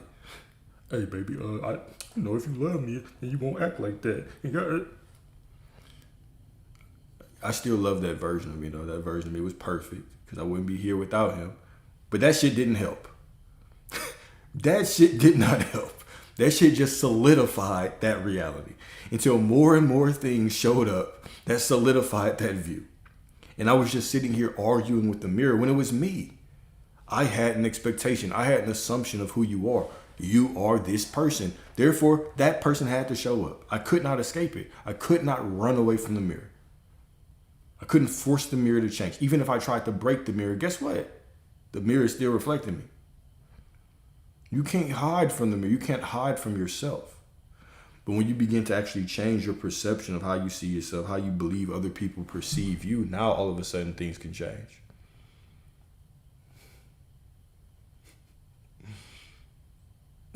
Past self was tripping. Baby, you know I love you, right? Could you maybe not do that thing I don't like? Cause hurts my feelings. Cause I love you so much. First of all, Alex, pick your nuts up, okay? First of all, pick your goddamn nuts up. Second of all, right? You already had all of these expectations of how this person was gonna be, and now you're basically trying to talk them through it. What you're really saying is, whatever you do, I'm not going to leave. I just want you to please try to be different so I can feel better about myself, because I don't want to leave you. I just want to love you, but I know that you don't love me. It was just pure lack. Pure lack. Instead of me simply deciding who I am, how I'm treated, how the world reflects me. Okay? How the world responds to me.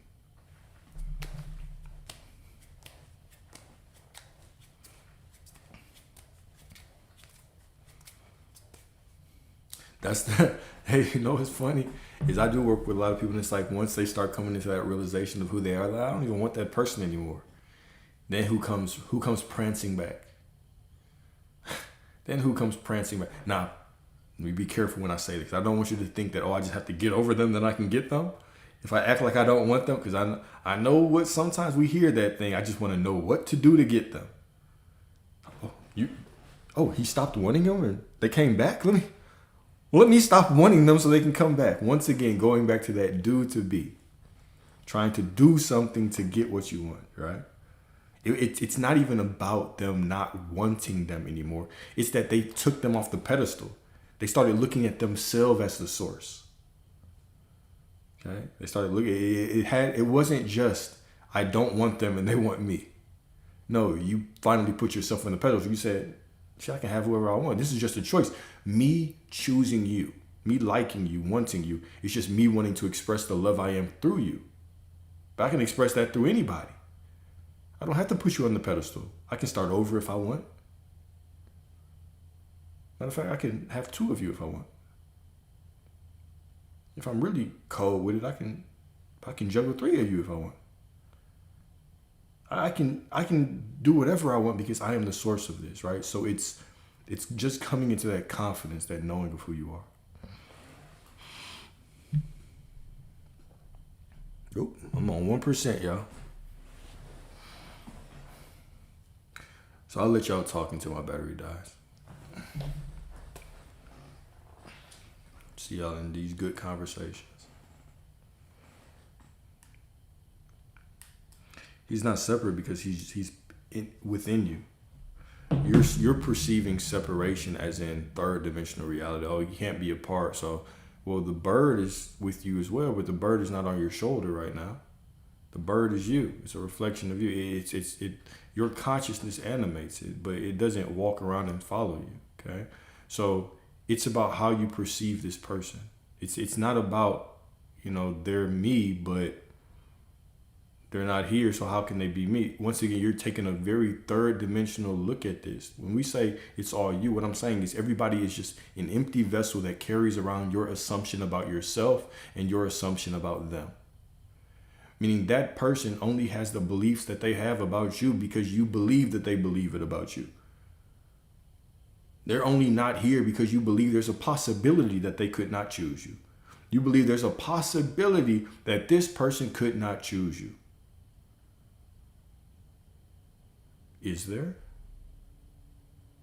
As long as you accept there is, of course.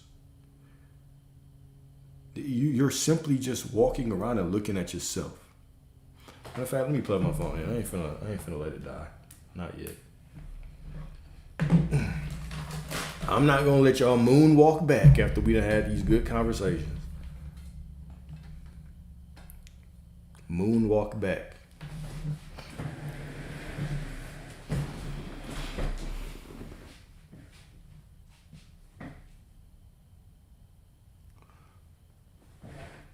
How long have I been online? So I've been on Instagram for a long time, like probably 2 years, maybe even longer. But YouTube, not too long. Not too long. So seven months might be right. I had more videos that I used to live stream, but they weren't about the same topic. So I removed a lot. Well, when I say a lot, I mean not that much. I still have like 800 videos on YouTube already. Lots of them are shorts, but I have a ton of videos up there.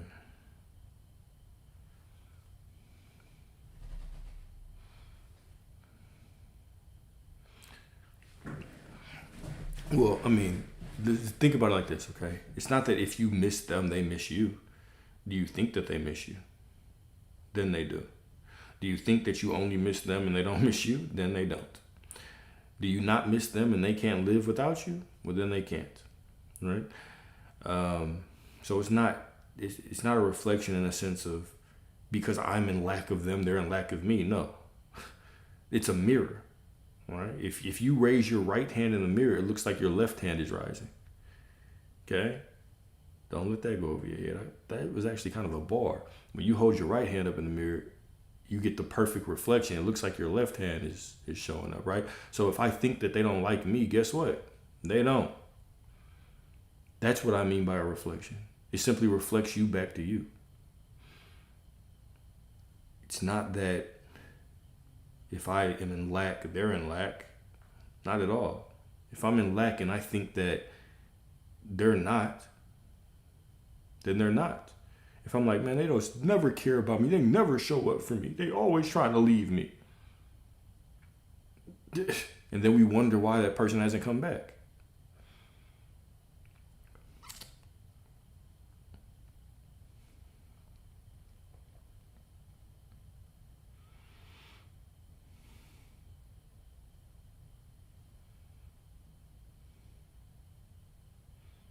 A room tour.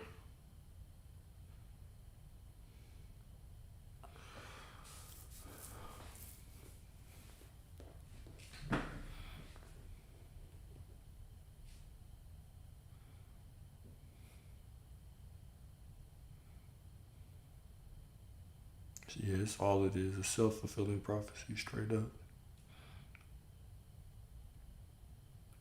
Do we really want the version of us? It's $1 million question. And if you really wanted that, that's the thing, right? As I made a video the other day, and the last line I said, which I thought was an absolute bar, because God always lets you win the argument, even if it's a bad argument, just so you can see how bad it is. Right? A lot of times, the reality that we're arguing for, we don't even want it. We're just arguing for it. We're saying, oh, this person just doesn't like me. Well, do you want that reality? Then why do you keep hanging to it? Well, it's just so difficult to. Okay, cool. Well, if it's so difficult, then you just stay. Which one is more difficult? Having the reality that you want, or remaining in the one that you don't want? Which one's more difficult? Or remaining in the one you don't want is more difficult. So you're thinking about difficult from the wrong perspective.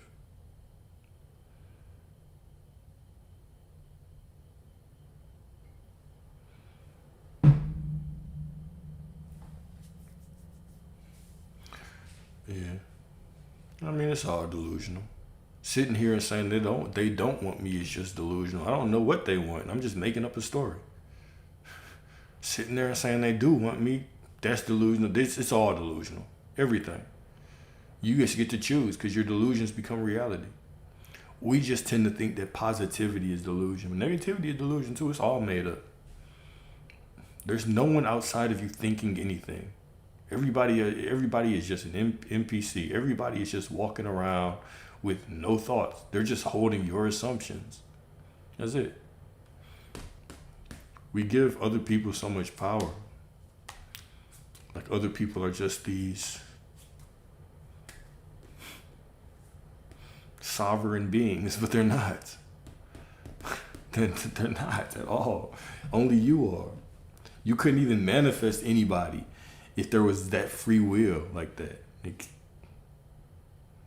You couldn't manifest anybody if they had free will. That would go against free will. There's infinite versions of them.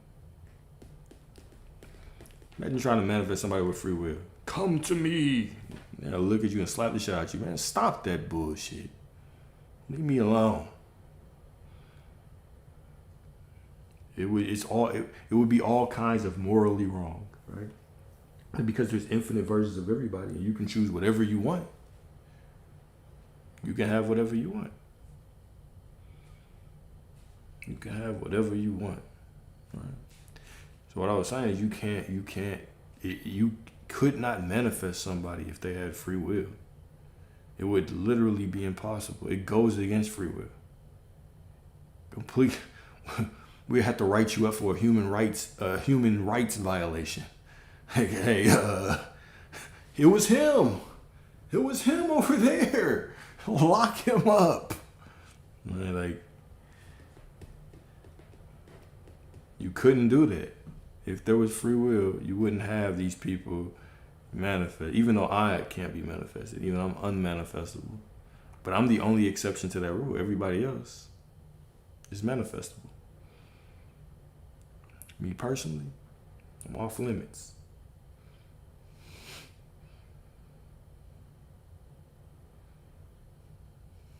Sure, it might be an assumption. Might be an assumption. On timelines, Bitcoin is 75 million by 2075. It's not crazy. It's not crazy. It's all really a paradox of information for sure.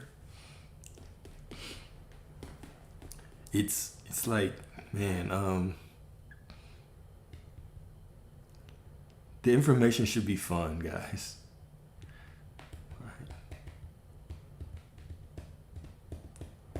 Why do I think everyone else is an empty vessel? Because they are. Because it's me pushed out. Because it's me pushed out. It couldn't be any other way. Right? The version of them, and why I put it like that is because that's the easiest way for us to understand, right? Because if I told the truth, it would be like, or if I kind of got more to the truth of it, it would be that reality people are always changing and morphing and doing all these things, right? So like, let's say that if there's infinite versions of everybody, that means that when I stand up right here, there will be a version of me still sitting in the chair. Okay? And then I could go pick up this water. There's a version of me who doesn't pick up this water. I could drink all of it. There's a version that drinks half. Okay? So I will put this down and I would just be constantly morphing, right? But it's easier for me to think, or for me to put it in perspective and say, because remember, I'm not trying to overload you with a whole bunch of information. You're just trying to explain it in a way that makes sense. All right. Everyone is simply an empty vessel holding your assumption. That's it. An empty vessel holding your assumption. What's hurt? What's hurt? What is hurt? An empty vessel holding your assumption. So when you know that, when you feel that, right? All right, cool. Now, this person only does not love me because I believe they don't love me. When I'm sitting around like, man, I wonder if they're thinking about me. You know what they're thinking about? They're thinking that you're thinking if they're thinking about you. I wonder if they're thinking about me. They're thinking that you're wondering. Now, that motherfucker probably wondering if I'm thinking about their ass. Let me go on about my business. That's how it is. And so everyone is not God. Everyone is God. You don't think about this from there's one reality, y'all. There's infinite realities. Okay? Expand your mind. If 5 people want the same house and 5 people are trying to manifest the same house, how many people get it? How many people? Okay, yes, everybody is God. And I want you to think about this, all right? Slow down, stop typing, think about this, okay? If 5 people want to manifest a house, 5 people persist in the knowing that the house is mine, how many get it? Well, all 5. Well, then there cannot just be one reality, right? So all of them are God. But that means in each of their realities, guess what? 4 of them didn't get it. Do you hear where I'm going? All of them received the house. But in each of their realities, there were 4 other people who didn't get it.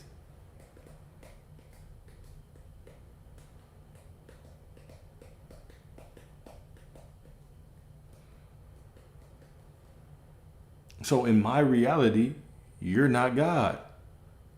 Well, you are. But for the sake of this argument, okay? For the sake of this argument, you are just an empty vessel holding my assumption. For the sake of this argument.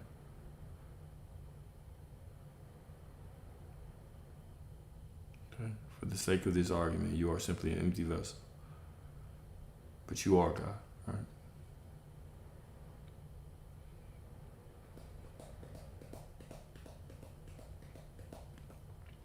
If everyone is God, if everyone is you pushed out and nobody else is a conscious sovereign being, who are you teaching? Guys, I get it. Y'all are taking me very literally. I'm trying to explain how reality works. Y'all are going down completely different paths. You still are all God. You're all sovereign beings, okay? What the point that I'm trying to make, don't let this shit go over y'all's head. I don't know if you're just trying to like debunk the whole theory that you're God or whatever. I don't know what you're trying to do, but listen, okay? You're all God. Everyone is God, but in your reality, you are God. You are the only creator in your reality. In every single person, every single one of our realities, there's infinite versions of everyone else. And we're constantly interacting with the version of them that matches our assumption. That's it. Point blank period. Okay? Everyone is God. In your reality, yes, everyone is God. Everyone is simply this empty vessel carrying your assumption. They're still God, though. In their reality, they are God. And you're an empty vessel carrying their assumption.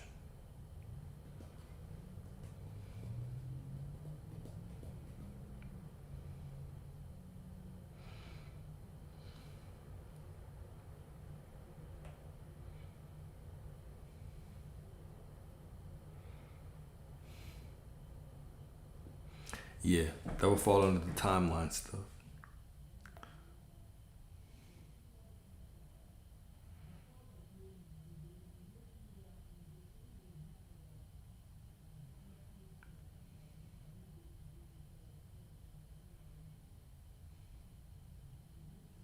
No, I talk about it with my friends. But most of them don't have the same beliefs that I do at all. Most of them don't have the same beliefs that I have at all about this. talk about it with my own voice. But I'm not. I really don't have like y'all know this about me. I'm not out here on a mission to convert anybody. I'm not here on a mission to convert people, right? I'm here to, if you want to talk about having the life that you want, cool. Beyond that, like, my spiritual beliefs, yours. Like, you don't have to know about timelines and you simply need to know that your God and whatever you desire is yours. That's it. I wrap this up in a bow, and I veer on these topics because I just have a lot of information, and it's fun for us to have these discussions, right? But I am not here. I'm not here to argue beliefs, like belief systems, when it comes to like religion and spiritual beliefs, right? Like, that's why, because y'all know my perspective on everything. I think a lot of shit is a limiting belief. I think everything outside of I am God and I can be whatever I want to be is a limiting belief. If somebody comes up to me and they start talking to me about zodiac signs, am I gonna say, man, shut your ass up? That shit's not true. No, I'll have the conversation because I like the conversation. I like having perspectives, but I will not carry an assumption. I will not carry an assumption that gives me any kind of limitation. I will not. But you have the right to carry whatever you want. You have the free will to do so. You can, like, I'm not here to argue about that. Right? If somebody's like, oh, you're not God, yada, I just say, yes, I am. Beyond that,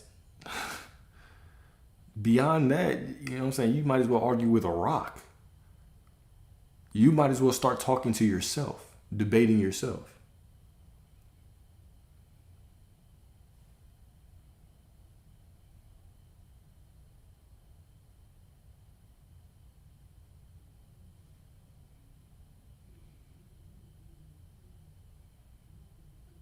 What's up?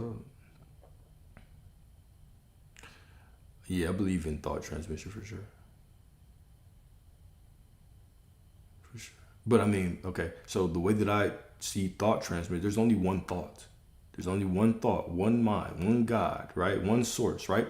There is only one thought, and it's I am. That's all that there is. Pure awareness, pure consciousness. The fabric of reality is I am. And you stand in the middle of this, right? So anything after I am is a limitation of who you are. Anything. I am prosperity is a limitation of I am, because I am is everything. So me saying I am prosperity, when I decide that, all of reality does what? Conforms to reflect that to me. That is thought transmission. It's not that when I think a thought, it pops up in somebody's head. Okay? It's that everyone simply becomes a mirror to my own awareness of who I am. That's it. So I am loved by this person. They simply reflect that because there's only one mind. My thoughts can't go anywhere. To think that my thoughts go somewhere is to confine myself to this body. But I am not within the body. You are not within the body. Okay? The body is within you. You are not within time. Time is within you. You are not within this world. This world is within you, right? I am in this world, but not of it. You have the perception of being in it, but you're not in this world. Everything is within you. So thought transmission, to me, it assumes limitation. It assumes that I can speak something here. My thought has to travel through the ether and pop up in somebody else's mind. No, there's only one mind. I think one thought. The thought that I think is the same thought that is thunk. I think it and they thunk it. Thinked and thunked. Got a new word for today, thunked, right? Your thoughts can't go anywhere because there's nowhere to go. You are everything. You are everywhere all at once.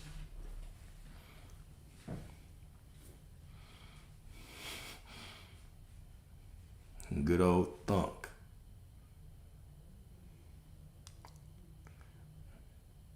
There's nowhere to go. The dissolving of the illusion of separation just puts things into perspective, right? When I stop seeing others as them and I simply start seeing them as God, knowing that I am God, knowing that God flows through me, right? This makes life so much more peaceful. This makes reality so much more manageable, right? Of course you're welcome. Of course. There's nowhere to go because there's no sir. Exactly. Like, you can't be left. That's the thing. When you stop basing who you are on external reality, right? And you start basing yourself or judging yourself on the truth of who you are, right? Meaning, how could you ever be left or betrayed or unloved or unworthy or in lack but how could you ever be any of those things? You are source. You're unconditionally supported by God, by the divine. You're one with this unconditional power, right? So to even say that I am unloved, I was betrayed, is an absolute lie. You've always been unconditionally and perfectly reflected and loved and supported in being who you decided to be. Always. You've never been unloved. So that's why it doesn't feel good to say those things, because you are the truth, right? This is what Jesus said, I am the truth.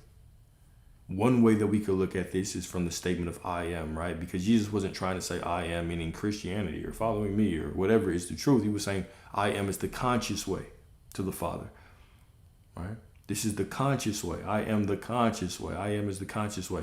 Another way we can look at it, okay, I am the truth. Well, the truth is that everything is love. So if I don't feel good about it, it's just an indication that I'm not telling the truth. I'm going against my divine nature. Oh, I've been betrayed. I don't feel good when I say that shit because it's not the truth, and I am the truth. Do you hear where I'm going with that? So many different ways that you can look at this. I love how all these things meet you at a level of consciousness, right? As you continue to expand, you continue to research, you continue to look at all these things, right? These things start standing out to you. There's layers, right? It's like the tortoise and the hare.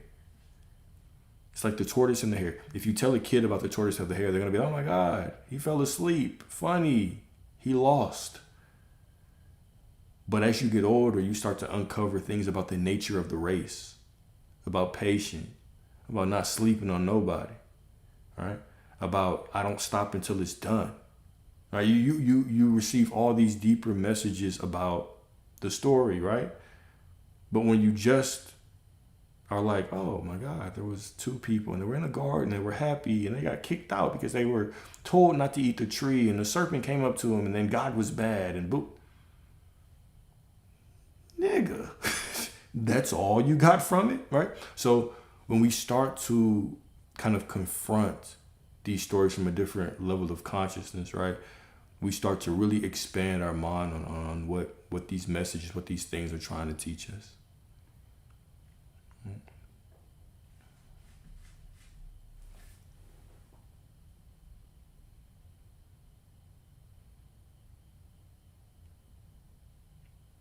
No. It's not a negative thing. I am prosperity is not a negative thing at all.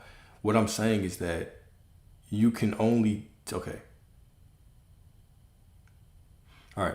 So if we study quantum physics, right? Quantum physics will say what? They'll say, well, you can only see 0.0001% of reality, or 1% of it is matter. The rest of it is energy and empty space. Within you, there are infinite versions of you. But you can only see from one perspective at a time. You could not right now see from every single perspective that you are. Or else you would dissolve into the birds and dissolve into the grass and dissolve into this chair. And you wouldn't know up from down or left from right, right? So you are granted the gift of an quote unquote ego. This ego allows you to see through the perspective of this one body. All right? And so the ego allows you to see yourself as one perspective of all that you are. So all that you are is I am. You just are. You are I am. You are all that there is. But now you get to say I am Alex. That's one perspective of I am. Is it bad? No, it's just one perspective. What is good or bad except for a choice? right? Even saying it's not working out is just one perspective of all that there is. Is it good? Is it bad? But I mean, that depends on your level of your human judgment, what you want to experience. There is no good or bad to source. There just is. God just is, right? So, yes, we're always taking these limited perspectives of all that there is so we can have the experience of knowing ourselves as the creator, right? So, no, don't think about it as good or bad. Just think of it as a choice. Just think of it as a choice. This is what I choose. I choose this. I choose prosperity. I choose to experience myself as love, unconditional love. Yeah, we're telling a love story. You're just telling a story of love. And you get to experience the story that you're telling. Like, whatever story that you're telling, you just get to walk through life and experience it. It's better than Grand Theft Auto.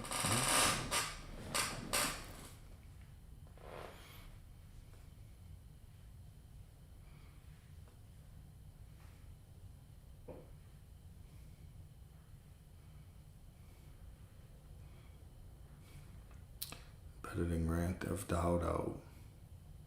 One sacred timeline.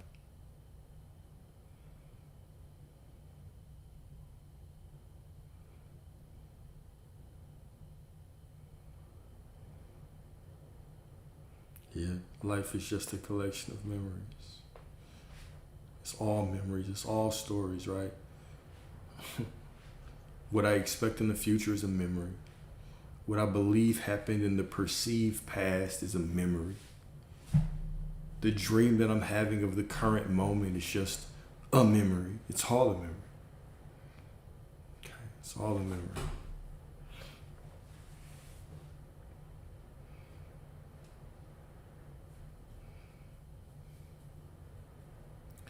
Yeah, you can only have anything right now. You can't have you've never lived in the past, never lived in the future. You have no power there, right? It's only happening in the moment, right?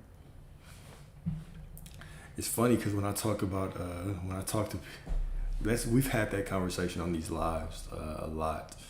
That when we stop being in the present moment with certain things, we can pull ourselves into lack, right? So let's say I meet this beautiful woman and she's everything I want, but then I start thinking about a past situation because maybe she did something that reminded me of it, right? In the beginning, it was just me and her. I was completely locked in.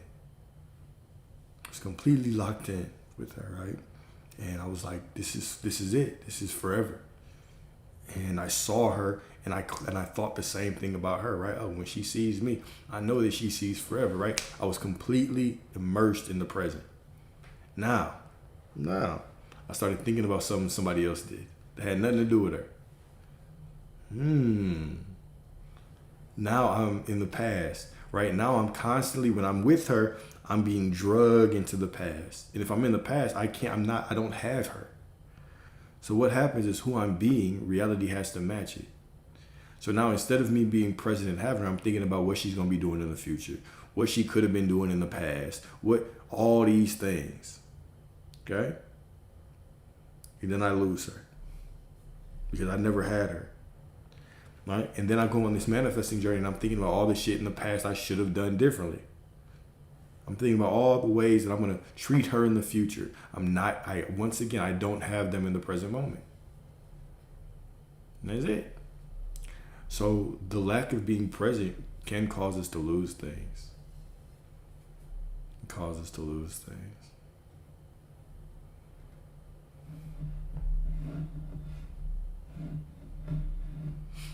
Shoot, if their past memories are beautiful, then enjoy them. Telling your business, I'm telling my business. What you mean? I've been telling my business.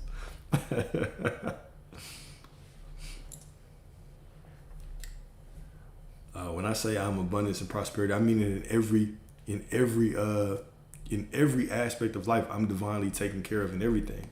I'm taken care of in women. I'm taken care of with money. I'm taken care of with opportunities. I'm taken care of with everything that I desire. I'm taken care of with health. I'm taken care of with connection with family and friends. It's all like everything. I here's the thing, y'all. I no longer walk through life trying to define what I want. Why do I have to define what I want when the desire springs from the awareness that is me? When I'm praying, I'm not praying to a distant deity, right? The awareness that provided me the desire is my awareness that knows me more than I know myself. It is me. Okay? So simply knowing that I am the fulfillment, I am the source, I am that pure awareness, just knowing that I am God, all these things are added to me because I know from that knowing, it's all within me anyway. So there's nothing to seek. There's nothing to get clarity. I don't need clarity or like God, spirit, source, awareness. Me is not moved by my vagueness or my specificity in my request. It's just mine by divine right. It's mine by right of consciousness. Right? Spirit knows what I want before I know what I want. So I don't need to sit here and argue and bargain and make limitations. I have none. I just accept that whatever I desire shows up to me in a beautiful way, and that's it. I just enjoy life, enjoy this present moment, knowing that every step that I take is blessed. That's prosperity. That's abundance to me. I need nothing. I'm way beyond needs. I haven't had a need in a long time. But I know every single want that I desire will show. It must show up because it springs from me. The desire rises from me. I grant myself the desire, which is the paradox, because when I am granted the desire and I feel the desire, now I must grant it back to myself. I must come back in union with myself by accepting what I already gave myself. Do you hear that? Was that a little bit of a tongue twister?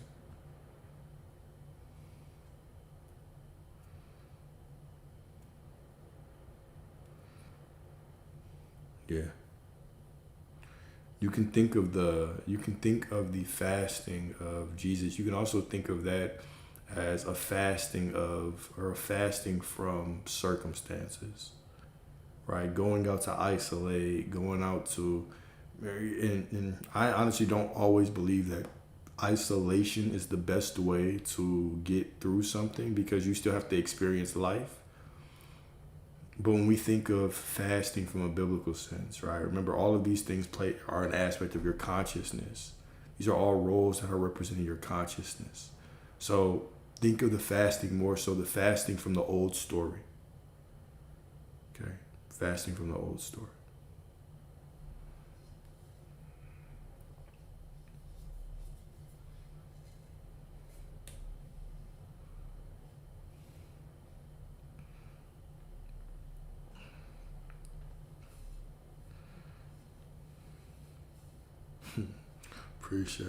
Appreciate you, my family. Appreciate you, my family. Let's see how much time I'm gonna give y'all. 8:37. I'll give y'all about 6 more minutes. 8:43. Your boy's gonna clock out. Thank you, Steph. But I know y'all having y'all side conversation in the chat. You want to finish advising each other. Wrap up your advising session. What's my thoughts on jobs?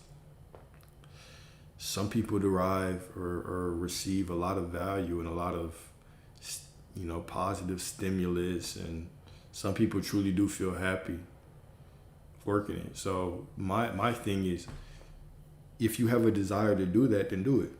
If you have a desire not to do it, then don't do it.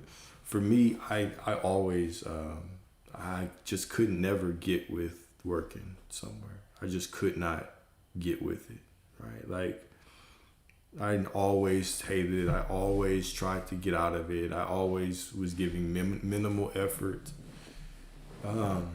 So when I had the opportunity to step out of it, I took it. But I don't think any path is greater than the other.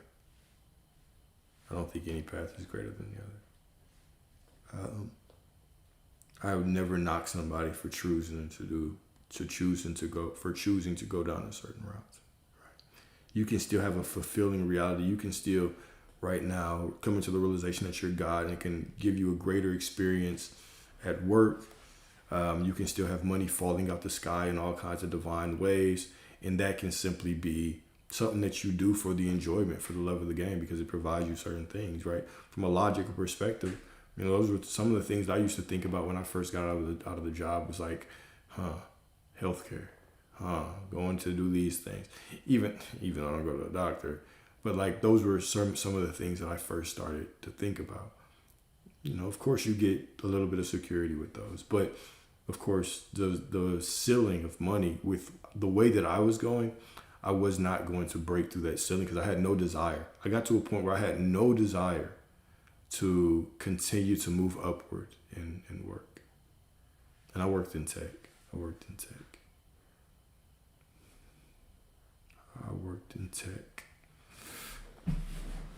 a few places. I worked at Apple. I worked at Apple. I worked at Amazon. I worked at Walmart.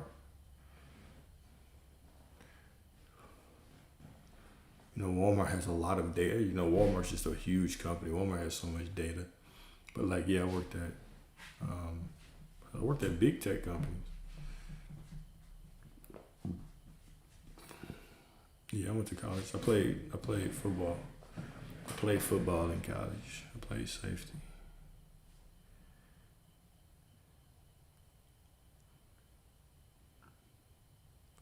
Currently taking a course for software QA engineer. Any advice? Keep going. Keep going. You can make a lot of money in tech, but also the interesting thing about tech is like there's really no limits. You can go from QA to back-end development to UI development to full stack, back to just working on APIs and microservices. You can do a whole bunch of things. Get into architecture, get into project management, be a scrum master, be a product manager, an owner. Like you can do so much. So you're only just like in the regular world, you're only limited by your mind.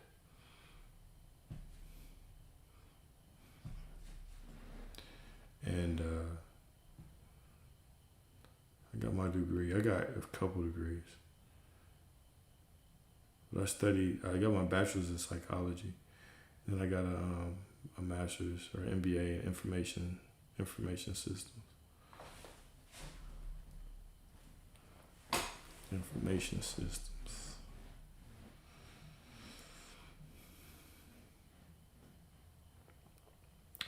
Yeah, I left a lot of money from leaving the corporate world. I left a lot of money, I ain't gonna lie. And, it's different going from the guaranteed check, going to the market and not knowing, like, am I gonna, psychology, and then I got my MBA in IT management. But, like, going from getting that consistent check to, like, not... Like, I don't know if I'm gonna get paid today or tomorrow or whatever. Cool. It was a little nervous at first, but after a while, it's like, what else would I rather do? This is it. And now, I've raised my ceiling. I couldn't. It's interesting how life unfolds perfectly because I could not do the things that I did, even for my family. If I had stayed in that position, who knows? Would I have really been able to scale up as a trader? And thank you. Would I have really been able to scale up as a trader and do these things for my family if I was still in work? Who knows? Maybe not. Either way, it happened perfectly. But all right, y'all. I love y'all. Okay, love y'all. And I shall talk to y'all. Maybe tomorrow. All right. Peace.